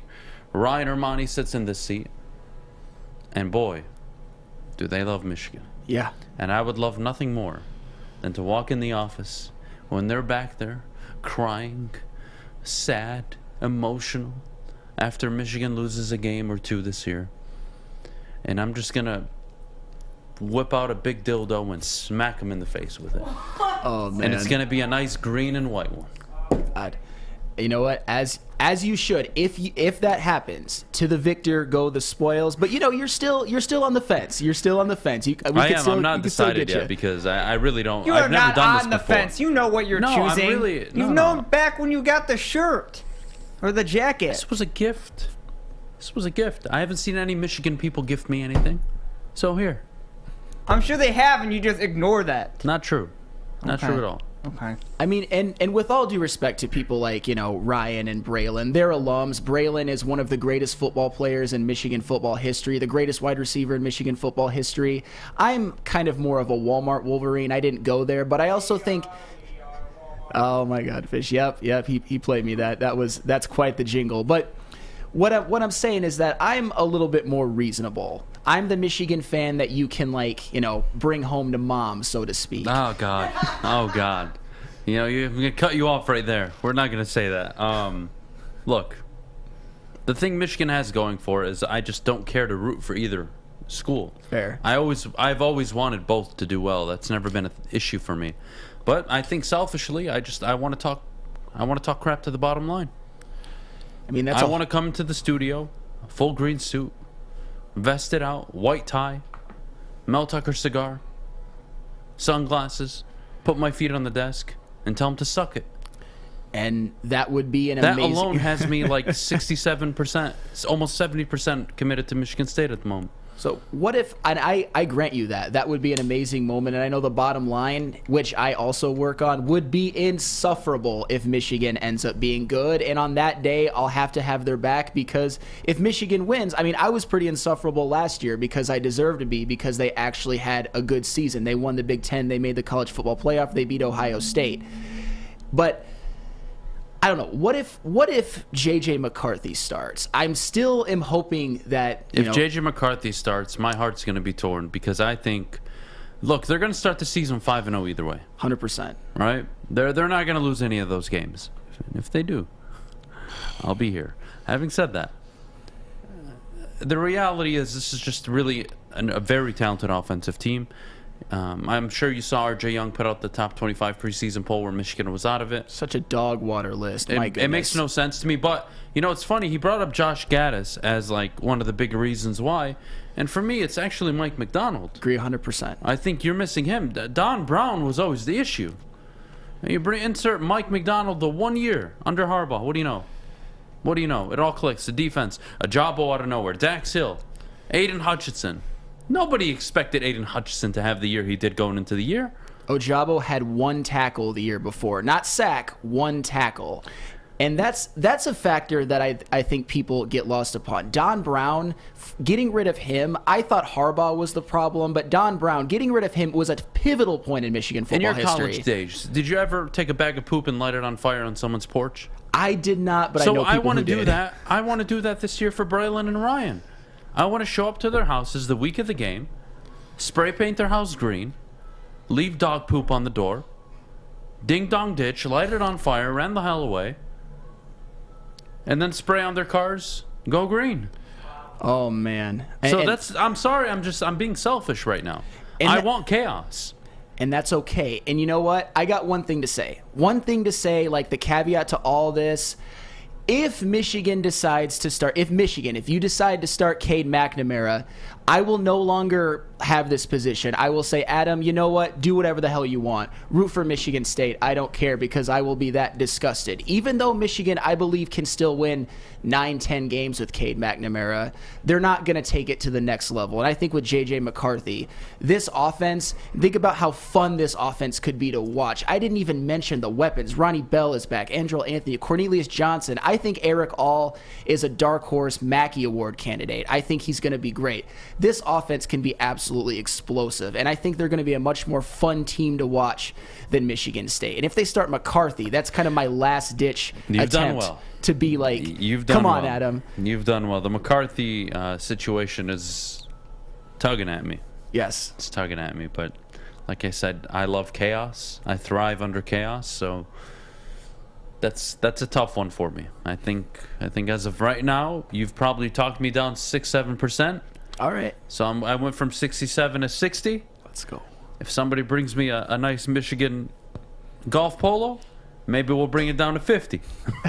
We're going to take a quick break. Flannel, thank you so much for coming on. Appreciate you as always. When we get back, Jeff Iafrate will be joining us to talk some Pistons basketball. But before we do, Maddie, our good friends over at Cintron. Yes, Cintron is the official energy drink of the Detroit Red Wings, and they've now combined all 3 of their delicious flavors into a limited edition 6-pack sampler. Try Cintron's great-tasting cranberry classic and sugar-free all in one pack. You can pre-order today at cintronworld.com/Red Wings. Get energized with Cintron. Let's go, Red Wings. Hey, it's Scott from the Woodward Bet Show. Started out the week with a winner. Woo woo! We'll get another winner here in a second. But first, you guys got to get over to that app store and download oddstrader.com. It's got live scoring, play-by-play updates, and it's the best place to check all the odds at the sports books right in the palm of your hand. But hey, we got to get to some winners. Listen, we got a great pitching matchup here tonight. Justin Verlander versus Dylan Cease. We're going to roll with that. I like Verlander in this spot. Woodward Bets, oddstrader.com. Check it out. Hi, I'm John from Better Rate Mortgage, and to me, family is more than blood. That's why I have the biggest family in Metro Detroit. If you're looking to buy a house or refinance and need a loan, come get treated better than family by me and our entire team here at Better Rate Mortgage. We pride ourselves on giving you better advice, better service, and a better loan experience. That's why we are Better Rate. If you're looking for a new mortgage, come get treated like family. Actually, better with Better Rate Mortgage. Visit us at mybetterrate.com or call at 248-480-4467 today. 3 NBA championships. Detroit fans were there. 11 Stanley Cups. Detroit fans were there. 4 World Series wins. Detroit fans were there. And that one Lions playoff win in 1991. Yeah, Detroit fans were there. Woodward Sports, where the fans are.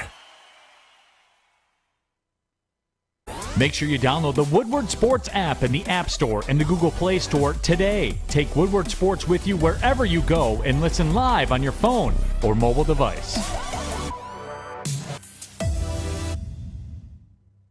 Open all summer long. There will be basketball, roller skating, mini golf, art installations, live music, food trucks, and more. Of course, free Wi-Fi so you can work from the park. Bedrock Detroit brings you the Monroe Street Midway, and summer is better at the Monroe Street Midway. Make sure you check it out. We'll be down there on the 25th. Jeff Iafrate joins us this morning. Jeff! All right, bro. What's going on with the Pistons universe right now? So there was a scenario posed on Twitter, and I got to give credit. It's Jack Kelly, a member of Pistons Twitter, and he made this graphic, which I loved because not a lot of conversation in the month of August, and I do want to throw it up because I want your opinion on it. Alex, you could throw it up. It's two scenarios, and I want you to, so I'll read the first one. Path A, and again, this is credit to Jack Kelly. Path A, win 20 to 28 games. You have a bottom 5 record. You land a top 2 selection with a chance to land Victor Wembanyama, which is the #1 prospect in next year's draft. Cade improves, averaging 24, 6, and 8. Or Path B is win 34 to 40 games. You make the play-in tournament, and Cade makes his first All-Star appearance, averaging 27 and 7. Now, I don't need to answer the question, how does Cade make it, winning 34 games and averaging 27 and 7, but these are the scenarios. So when you first see both of these, and feel free, everyone in the comments, chime in, what scenario are you going with? I think the public got it right. You want to win more games, but how the hell is he an all-star at 27 and 7 and not 24, 6, and 8? Well, you win 20 games, I guess. So that not would be really, because you're not making the all-star team winning 23 games again. But his stats are better. And now this is how I looked at it. And I looked at it like this. Path A would mean not everyone is getting better. Just Cade got better. He's averaging more points. So obviously Cade's taking on more of a load. Yes, you have a chance to land Victor Wembanyama. But again, what does this do for the culture they're building? That was my concern. You're probably looking at a head coaching change. You're firing Dwayne Casey if you win another 20 games. And you have a top 2 selection, which, again, the lottery, you don't know for sure. But this scenario, let's say you do land a top 2 pick. There's no lottery odds. You get a top 2 pick. The second one, Path B, Cade averages less points, so that would mean everybody else takes the next step. That's how I looked at it. I would much rather the Pistons take the next step as a team. Cade makes his first All-Star appearance, which would mean he affects winning. I get the other scenario is averaging more points, but you won 20 games again. So that's kind of the scenario I'm looking at. I'm going with Path B just because, again, if you win 34 to 40 games and Cade puts up less stats than the first scenario, it would mean Jaden Ivey has a good rookie year, Sadiq takes the next step, Killian and all these guys. In Path A, you're looking in the mirror and you're saying, what the hell's going on? I mean, Cade's playing well. What happened to Jaden? Did Sadiq take the next step? What happened with Killian, Isaiah Stewart? So for me, it was kind of an easy answer, but a lot of people kind of we're going back and forth about it. I think it is a no-brainer. 77% on the poll chat. In our poll currently on YouTube, it's 92%. How do you know how it works? You have a young core. You believe in Ivy. You believe in Cade. You believe in Sadiq. You like Bagley. Right. You like Stewart. You like Duran. You like Killian. Okay, fine. You like Livers. Cool. Give me plan B or scenario B any day of the week. And another point I made too is, like, listen, if we had Stan Van Gundy or Ed Stefanski at him, give me a top 2 selection. But the fact that in the second scenario, you have a top 10, top 11 pick. Yeah, but this is why you have Troy Weaver. I don't care from 2 to 10. You're going to find talent. I would take the team getting better, and you still have Troy that can identify talent. If I tell 11 you or Cade 12, hits, yeah, Ivy hits, Sadiq hits, they're all like top 30, top 40 players in the league. What are you looking for to build around this team in the future? Role players? Would you agree? If everyone else hits? Yeah. There you go. Make the play-in. Pick at 14, 18, 20. Go draft your role players.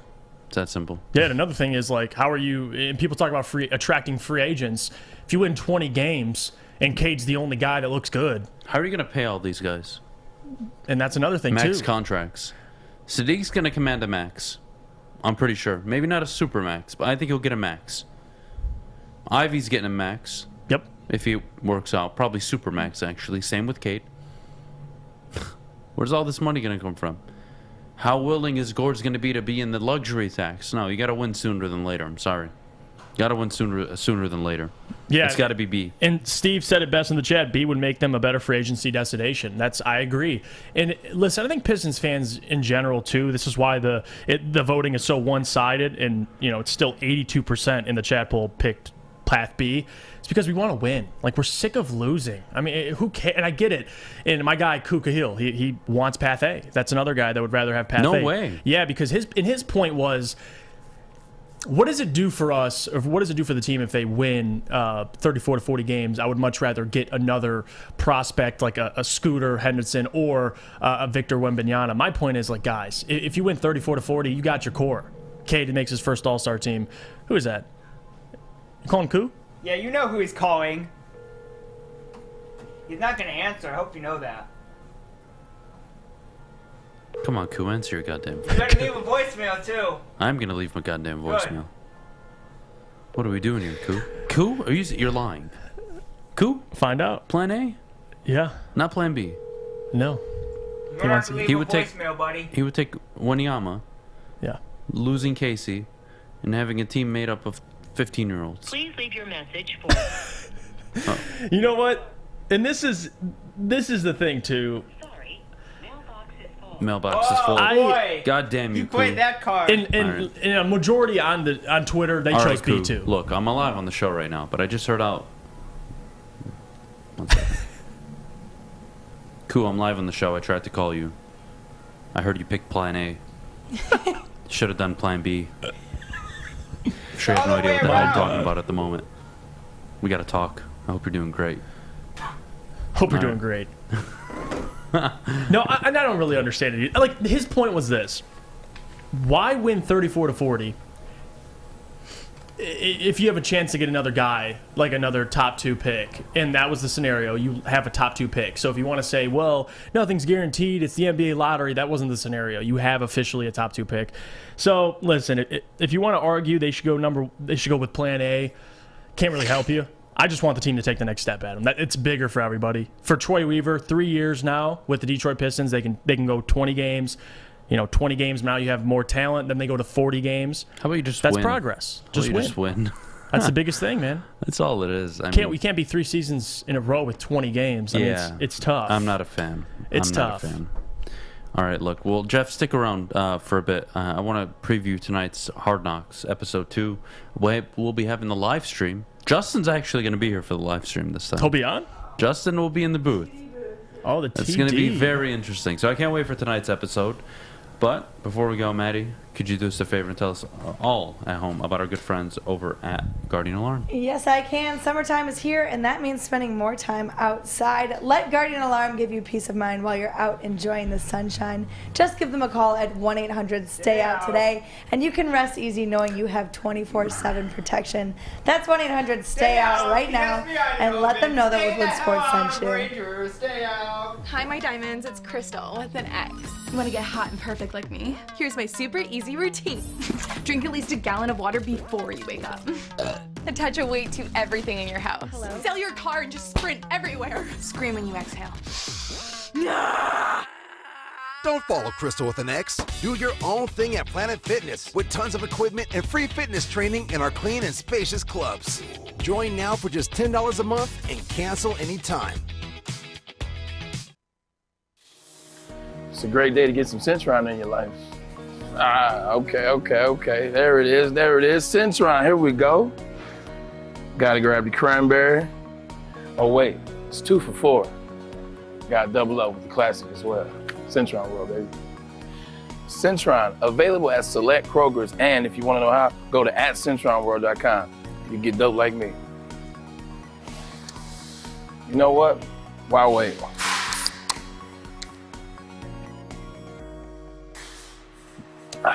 Great taste, guaranteed.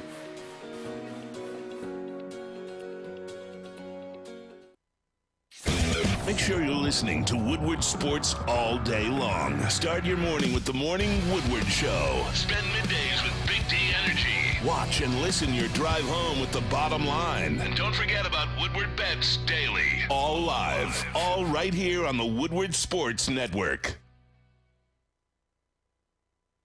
When you need apparel, look no further than Big Frog and Novi. And all month long, you can get yourself a free Woodward Sports t-shirt. Wow, that's right. free? I said a free Woodward Sports t-shirt. All you got to do is stop in, let them know.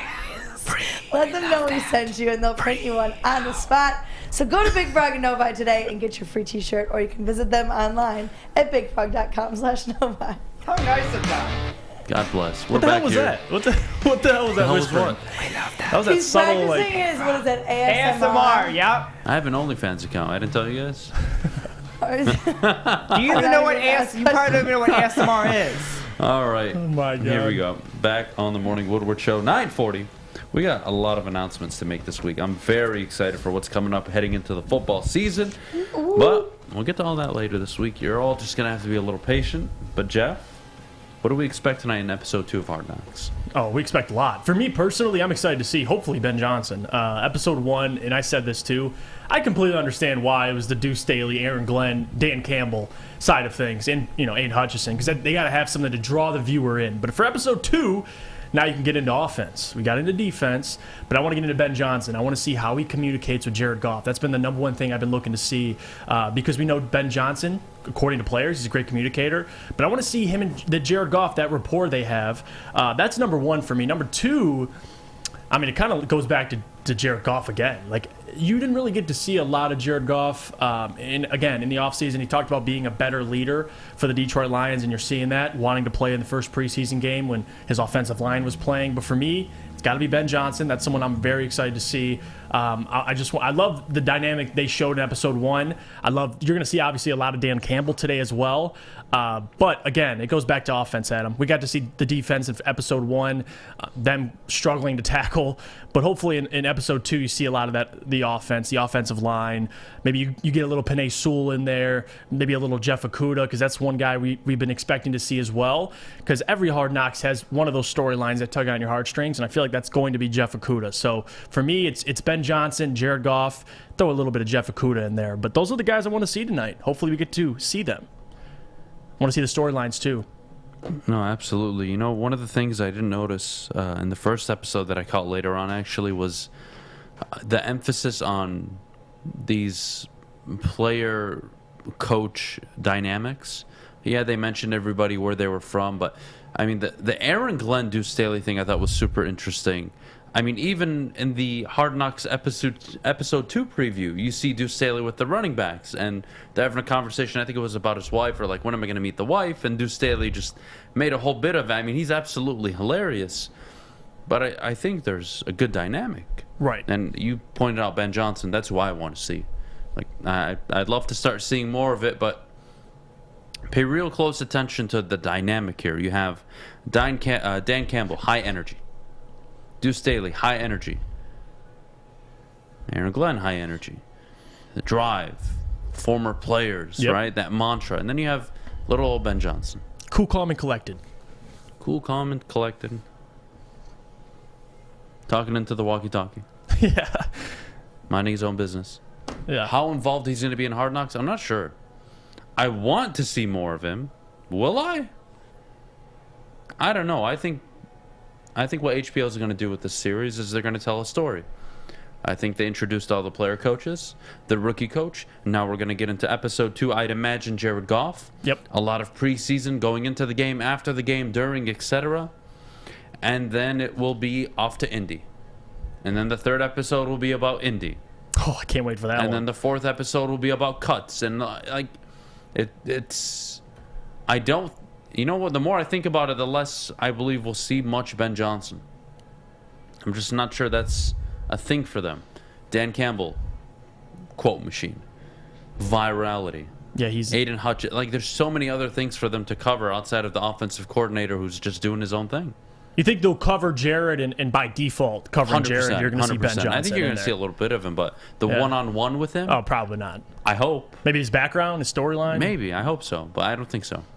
What about Jeff Okudah? They got to at least get him at some point. They have to. You got to get his story. That's a story right there. Yeah. Yeah, it is a story, right? You're rooting for the human, but Him struggling to beat Will Harris in training camp. I don't think that's a thing. I don't look much into that. At the end of the day, there's 2 corners always on the field minimum. Like, I'm not even worried about that. Yeah. I'm just not. Whether or not, I asked a poll earlier in the chat, would you prefer him to be average, good, Pro Bowl, or an All-Pro? What were your expectations for the year for him? What would you answer? Average, good, Pro Bowl, or an All-Pro player? What do I expect, or what do I hope? What do you expect? Average. What do you hope? Good. Okay. Reasonable. We have a reasonable human on the desk today. What That's happened? nice. What happened? No. That was exactly what the chat put. Gotcha. The chat had anywhere from average to good. Okay. So the chat was responsible this morning. I won't say they weren't. I just thought it was funny. Yeah. You made it seem like you were like, oh, would I hope? Or because I'm I like, want to he's say gonna good. Pro Bowl. I want to say good, but I'm Yeah. not betting on him to be good. What do Just you give think me of average. what do you think of Funches as a possible threat? Tight end 2? It's tough because tight end 2, you're involved in special teams. I don't know how good of a blocker he is. I know he's a flex. He's a threat at wide receiver, especially in the red zone. They can utilize him. I think Brock Wright is still going to be somewhere involved. But for me, Devin Funchess, that's another weapon. Like, this is what we talked about. You're giving Jared Goff more and more weapons, and it's kind of, in a way, it's just less excuses for everybody. I think Devin Funchess coming in. We had a show on Big D Energy with Stick on Friday, and Stick was like, listen, I don't have much expectations for Devin Funchess. And then you watch the preseason game, and he's like, yeah, he's balling. And I think having Ben Johnson for Devin Funchess, a guy who's a former tight end coach, former wide receivers coach, he gets both positions, now offensive coordinator, it's going to benefit Devin Funchess. So I expect him to be involved. I think he'll make the roster and be utilized this year. But for tight end 2, I don't know if I'm confident to say he'll be tight end 2, but he'll definitely be involved. More than Brock, more likely at least to make as the much team. as Brock Wright. More likely to make the team. Funchess, Kabinda. Kabinda. Yeah. Yeah, I think they love Kabinda. I think they like Brock Wright. But I just think Kabinda is like. Yeah, I get it. In terms of, as a player, like if you could hand pick someone for Dan Campbell, it's it's Kabinda. But to your point, if you can utilize Brock Wright at the fullback position and he's a better weapon offensively, then you probably has an argument for him too. But that's a tough question. All right, the last question I have for you, Jeff, before I let you go: Mason Rudolph rumored to the Detroit Lions by the end of the week. I think it's bogus. I'm not interested in it. I think it's a waste of time. You're not a backup quarterback away from protecting your playoff spot this year. Yeah, no. So your thoughts on Mason Rudolph? Yeah, hell no. No Mason Rudolph. For a multitude of reasons. Number one, if Jared Goff gets injured, that's it. Like, I don't expect Mason Rudolph to keep this team afloat, nor do I see a future with Mason Rudolph. So to give up assets for somebody you're not going to utilize in the future, it's stupid. And I don't think Brad Holmes would do that. But again, who knows? And I love the point you brought up on the show. It's like if you're 9-6 and he goes down, maybe you can justify getting Mason Rudolph to keep your team afloat. But even then, you make it into the postseason. Are you winning a playoff game with Mason Rudolph? Hell no. So I don't see a reason for it. You know who was a starting quarterback of the Pittsburgh Steelers last season when the Lions tied 16-16? Mason Rudolph. 30 of 50, 242 yards, Jesus one Christ. touchdown, one interception. They were scrapping. Against the Lions. Wasn't Tim Boyle playing in that game? Or was it Jared Jared Goff? Goff. Okay, it Jared was. Goff Okay. started the game. I believe he did get hurt in that game, though, if I remember correctly. But DeAndre Swift did run, I think, for 130 yards that game. Yeah, like 30 carries in that game. Yeah, no, it was an ugly game. It was a real ugly game. It was ugly. Look, Jeff, appreciate you coming on. Oh, yeah, Thank no you as problem. always. We'll be back, obviously, for Mailbag. Get your questions in the chat. But before we do, Maddie, our good friends over at Big Boy. Yes, ciabattas, summer salads, hand-dipped shakes, all at Big Boy right now. Try a chicken club, chicken cordon bleu, or a sunrise ham and cheddar, all on their grilled ciabatta bread. Don't forget to cool off with a nice hand-dipped shake, cookies and cream, or strawberry. You heard it here first. Summer just got better at Big Boy. Fellas, let's be honest. We like things to be easy. We like simple stuff, like sports 7 days a week. We like things uncomplicated, like Lady Jane's Haircuts for Men. Open 10 to 8, 7 days a week. Walk in anytime. Sign in, sit down, watch your favorite team play, and before you know it, your hair will be game ready.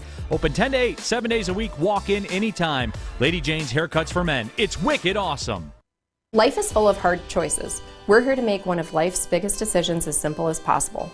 My name is Christina Gennari, and for over 20 years, I've helped hundreds of families buy and sell homes. We cover all of Metro Detroit and more, from large luxury homes to starter homes. We will work hard to make sure that you get the home of your dreams. So if you're in the market today or even thinking about buying or selling in the future, make the obvious choice. Christina Gennari, the obvious choice in real estate. Visit us at soldchristina.com today. We don't like to brag that we are the toughest sports network in Detroit, but we do have a guy named Darren McCarty on our side. Lemieux and McCarty, who've had a good knockdown drag up. There they go, right on the whistle. They were talking to one another. Woodward Sports. Welcome back. Thanks for joining us on the Morning Woodward Show here on the Woodward Sports Network. Also featured on the Roar on 99.1, 93.5, and 94.7 HD2. It's mailbag time, so get your questions in the chat. Yay. Let's see. Oh, hey Fish, since it's Taco Tuesday, what's your go-to meal tonight? My go-to meal tonight? Yeah. Well, do I have to say tacos? No, you don't have to say anything. Oh. Are you gonna still eat chicken tenders and fries? I mean, that sounds pretty good. Probably. Either that or a hot dog. How do you not? I had taco Sunday. That's what I had. Is a hot dog technically a taco? No. What? Oh, wait, what's the conversation? What is it? A hot dog a sandwich. Is hot dog a sandwich? That's a lie. Yeah, that can see itself out. But is a hot dog a taco? No, why It's would it be closer to a taco than it is a sandwich. Yeah, but you're not putting a hot dog inside a taco No. shell. Huh? No. No, I get where she's coming A from. hot dog is a hot dog. Yeah, but and a taco is a taco. Yeah, but she's saying that all you'd have to do is switch out the hot dog because it's not exactly the Well, same then meat, if you put but ground beef in a hot dog bun, it's a sloppy Joe. So I don't really know where we're going with this. Anyways. Adam, might how many try home that, runs have you had in your season with your league with the Rats? I think I have 7 home runs this year. Crushing home runs this year. We're on an 11-game win streak. Actually, technically 13. Heading into the playoffs, so we're feeling really good. Oh, yeah, it is 13. Maddie, when was the last time you cussed out Fish? This morning? Every day. I don't think I've ever cussed out Fish. Look, for all the flaws I have in my life, and I admit them, all right, you could at least have the human decency to Fish, admit. have I ever cussed you out? No, you want me to be out? No, I don't. What? Now you're gonna lie? Am I lying? I'll be honest. No, yes. I don't know. You're making him nervous now. No, I'm not. I don't think I've ever actually cussed you out. No, if we're being honest, I think the answer is no. God bless Fish. I don't tell him to shut the fuck up 17 times a show like Fish, you yeah, well, he needs to shut the hell up sometimes. This is not one of the occasions. Fish, what sport did you excel at when you were a kid? Excel. I played high school golf for a No way. year. Yeah. Were you good? I mean, I was, I'd say decent. I shot like 50 for 9 and then like 90-ish for 18. Not bad. I'd say I was decent. Not bad, buddy. Not great. I never consider myself, because I don't hit the ball long enough. So I won't ever consider myself a good golfer. Interesting. Very interesting. All right, other questions. Do the Lions have a potential 2007 Giants run in them? Come on, guys. Oh, boy. No, they don't. No, they don't. Again, if you want to base the Lions' potential success on anomalies, I'm not going to talk about it. The way you get to a Super Bowl is by winning your division, hosting playoff games, and having one of the better quarterbacks in the league, having one of the better coaches, and one of the better rosters. That's how you consistently win, and that's how you eventually make a run. If you want to have luck and miracles like the Eagles and the Giants, okay, yeah, we would all take it, but you can't predict it. Sorry. You just can't. Does Woodward Sports have a fantasy football show? And if not, will they have one in the future? Yes, we will. We don't have one right now. What do you want, Fish? Well, I want to talk about fantasy football. Are we doing a league, by the way? Yes. You Okay. jackass. You ask me every day. Yeah, because... Shut the hell up. Mute your mic. Hold on. Shut the hell up. Hold on. Mute your mic. Shut the hell up. Mute your mic. Our draft is in September. Relax. Okay. Shut the hell up. I don't get notified about anything. No, you don't. Because you don't even play fantasy football. I mean, I could. I played last year, ding dong. No, you didn't. I managed your team with you and Justin. Said who? Said me. God damn it. Chances Adam names his first daughter Avila. No, God, no. Never. Never. Never, never, never. Adam, oh God, there was a question. I missed it. Where is it? Oh, no. Oh, no. Oh, here it is. Does Woodward Sports have a fantasy football group? No, it doesn't. It doesn't have a show right now. We will in the near future. We're actually working on one. So hopefully we can get that launched over the next few weeks. Adam, why don't you go golfing with Fish? I would love to hear you break down his game. I did golf with Fish before. Yeah, back in Fish July. has a interesting swing. It's Yeah, very it's not what, minimal. yeah. It's consistent. It goes about 90 to 120 yards straight every time. That's how Fish plays. Yeah, I can't swing fully back because then I feel like I lose concentration of the ball. No, So I do like a 3/4 swing. I every think time. a lot of people should take advice from you on golfing, Fish. Who do you draft at quarterback next year? It's too early. I don't know. Can't give you that answer. I'm trying to focus on this football season. Adam, when are you deciding what team you're going to cheer for this fall? I will have a decision by the by the 29th. Shut the hell up, Fish. By the 29th at the latest. Maddie, I swiped right to you on Tinder. We live a mile away. Wow. Okay. Well, at least we all know Maddie's on Tinder now.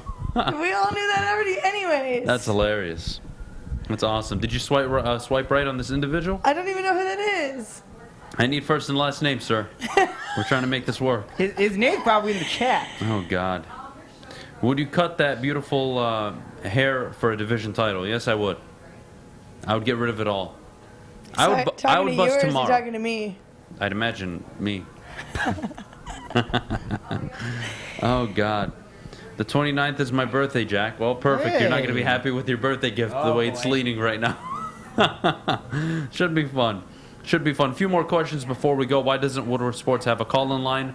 We're C.D. Anderson. We He's do. been asking all show. It's a he or a she. I don't know. Maybe don't him, know. they. I don't know. I don't know how to define this person. We do have a phone in line. I'm just not going to give it to you. So shut the hell up. Wow. All right. Lines just...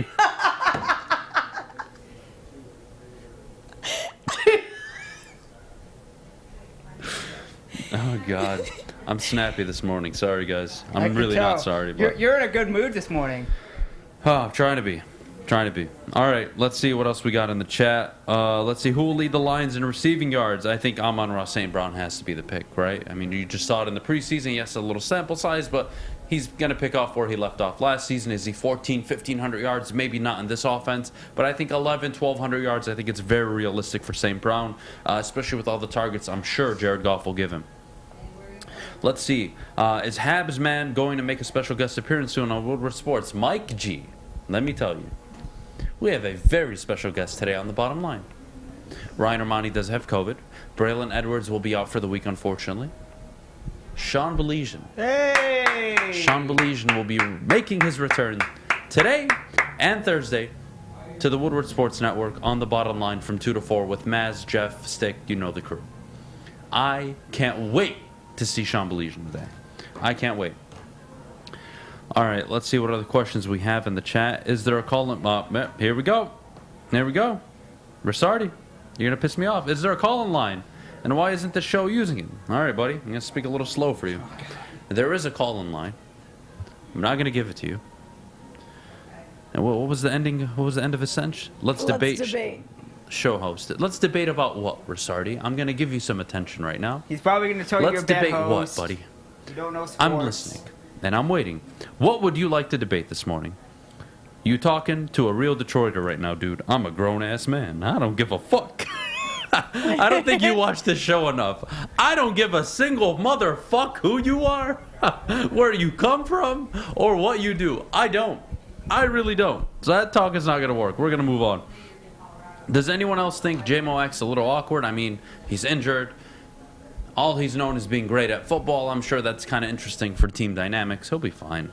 He'll be fine. Let's see. Mailbag Jesse says, Adam, did you know BYU has just as many Super Bowl winning quarterbacks as Michigan does? Just curious. I didn't know that, actually. Do they? How? I don't know. Who's the BYU quarterback with all those rings? Because Brady alone accounts for almost all of them. Mm-hmm. Somebody, I'm actually really curious. Jesse, help me. Are you serious? BYU quarterbacks that won the Super Bowl. Here we go. I got to Google stuff now because you guys are throwing curveballs at me. He only won one Super Bowl. He was a backup. God, Jesse, I swear to God, if you ever throw a backup quarterback in the chat again, God help you. God help you. He played on the team, McMahon, though. Steve Young. Steve Young was a BYU quarterback. Nice. Yeah, but Brady has, what, 6 rings right now? Steve Young, 2. McMahon, 1. Anything else? I don't know. Math's not making sense for me, guys. All right, guys. Have a good rest of your day. Yes. I need to go.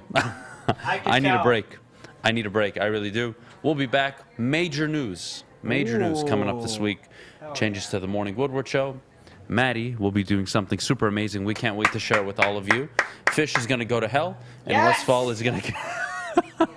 Westfall will stay himself. You all have a good rest of your day. We're out of here. Thank you so much. Bye. Actually, I might not be back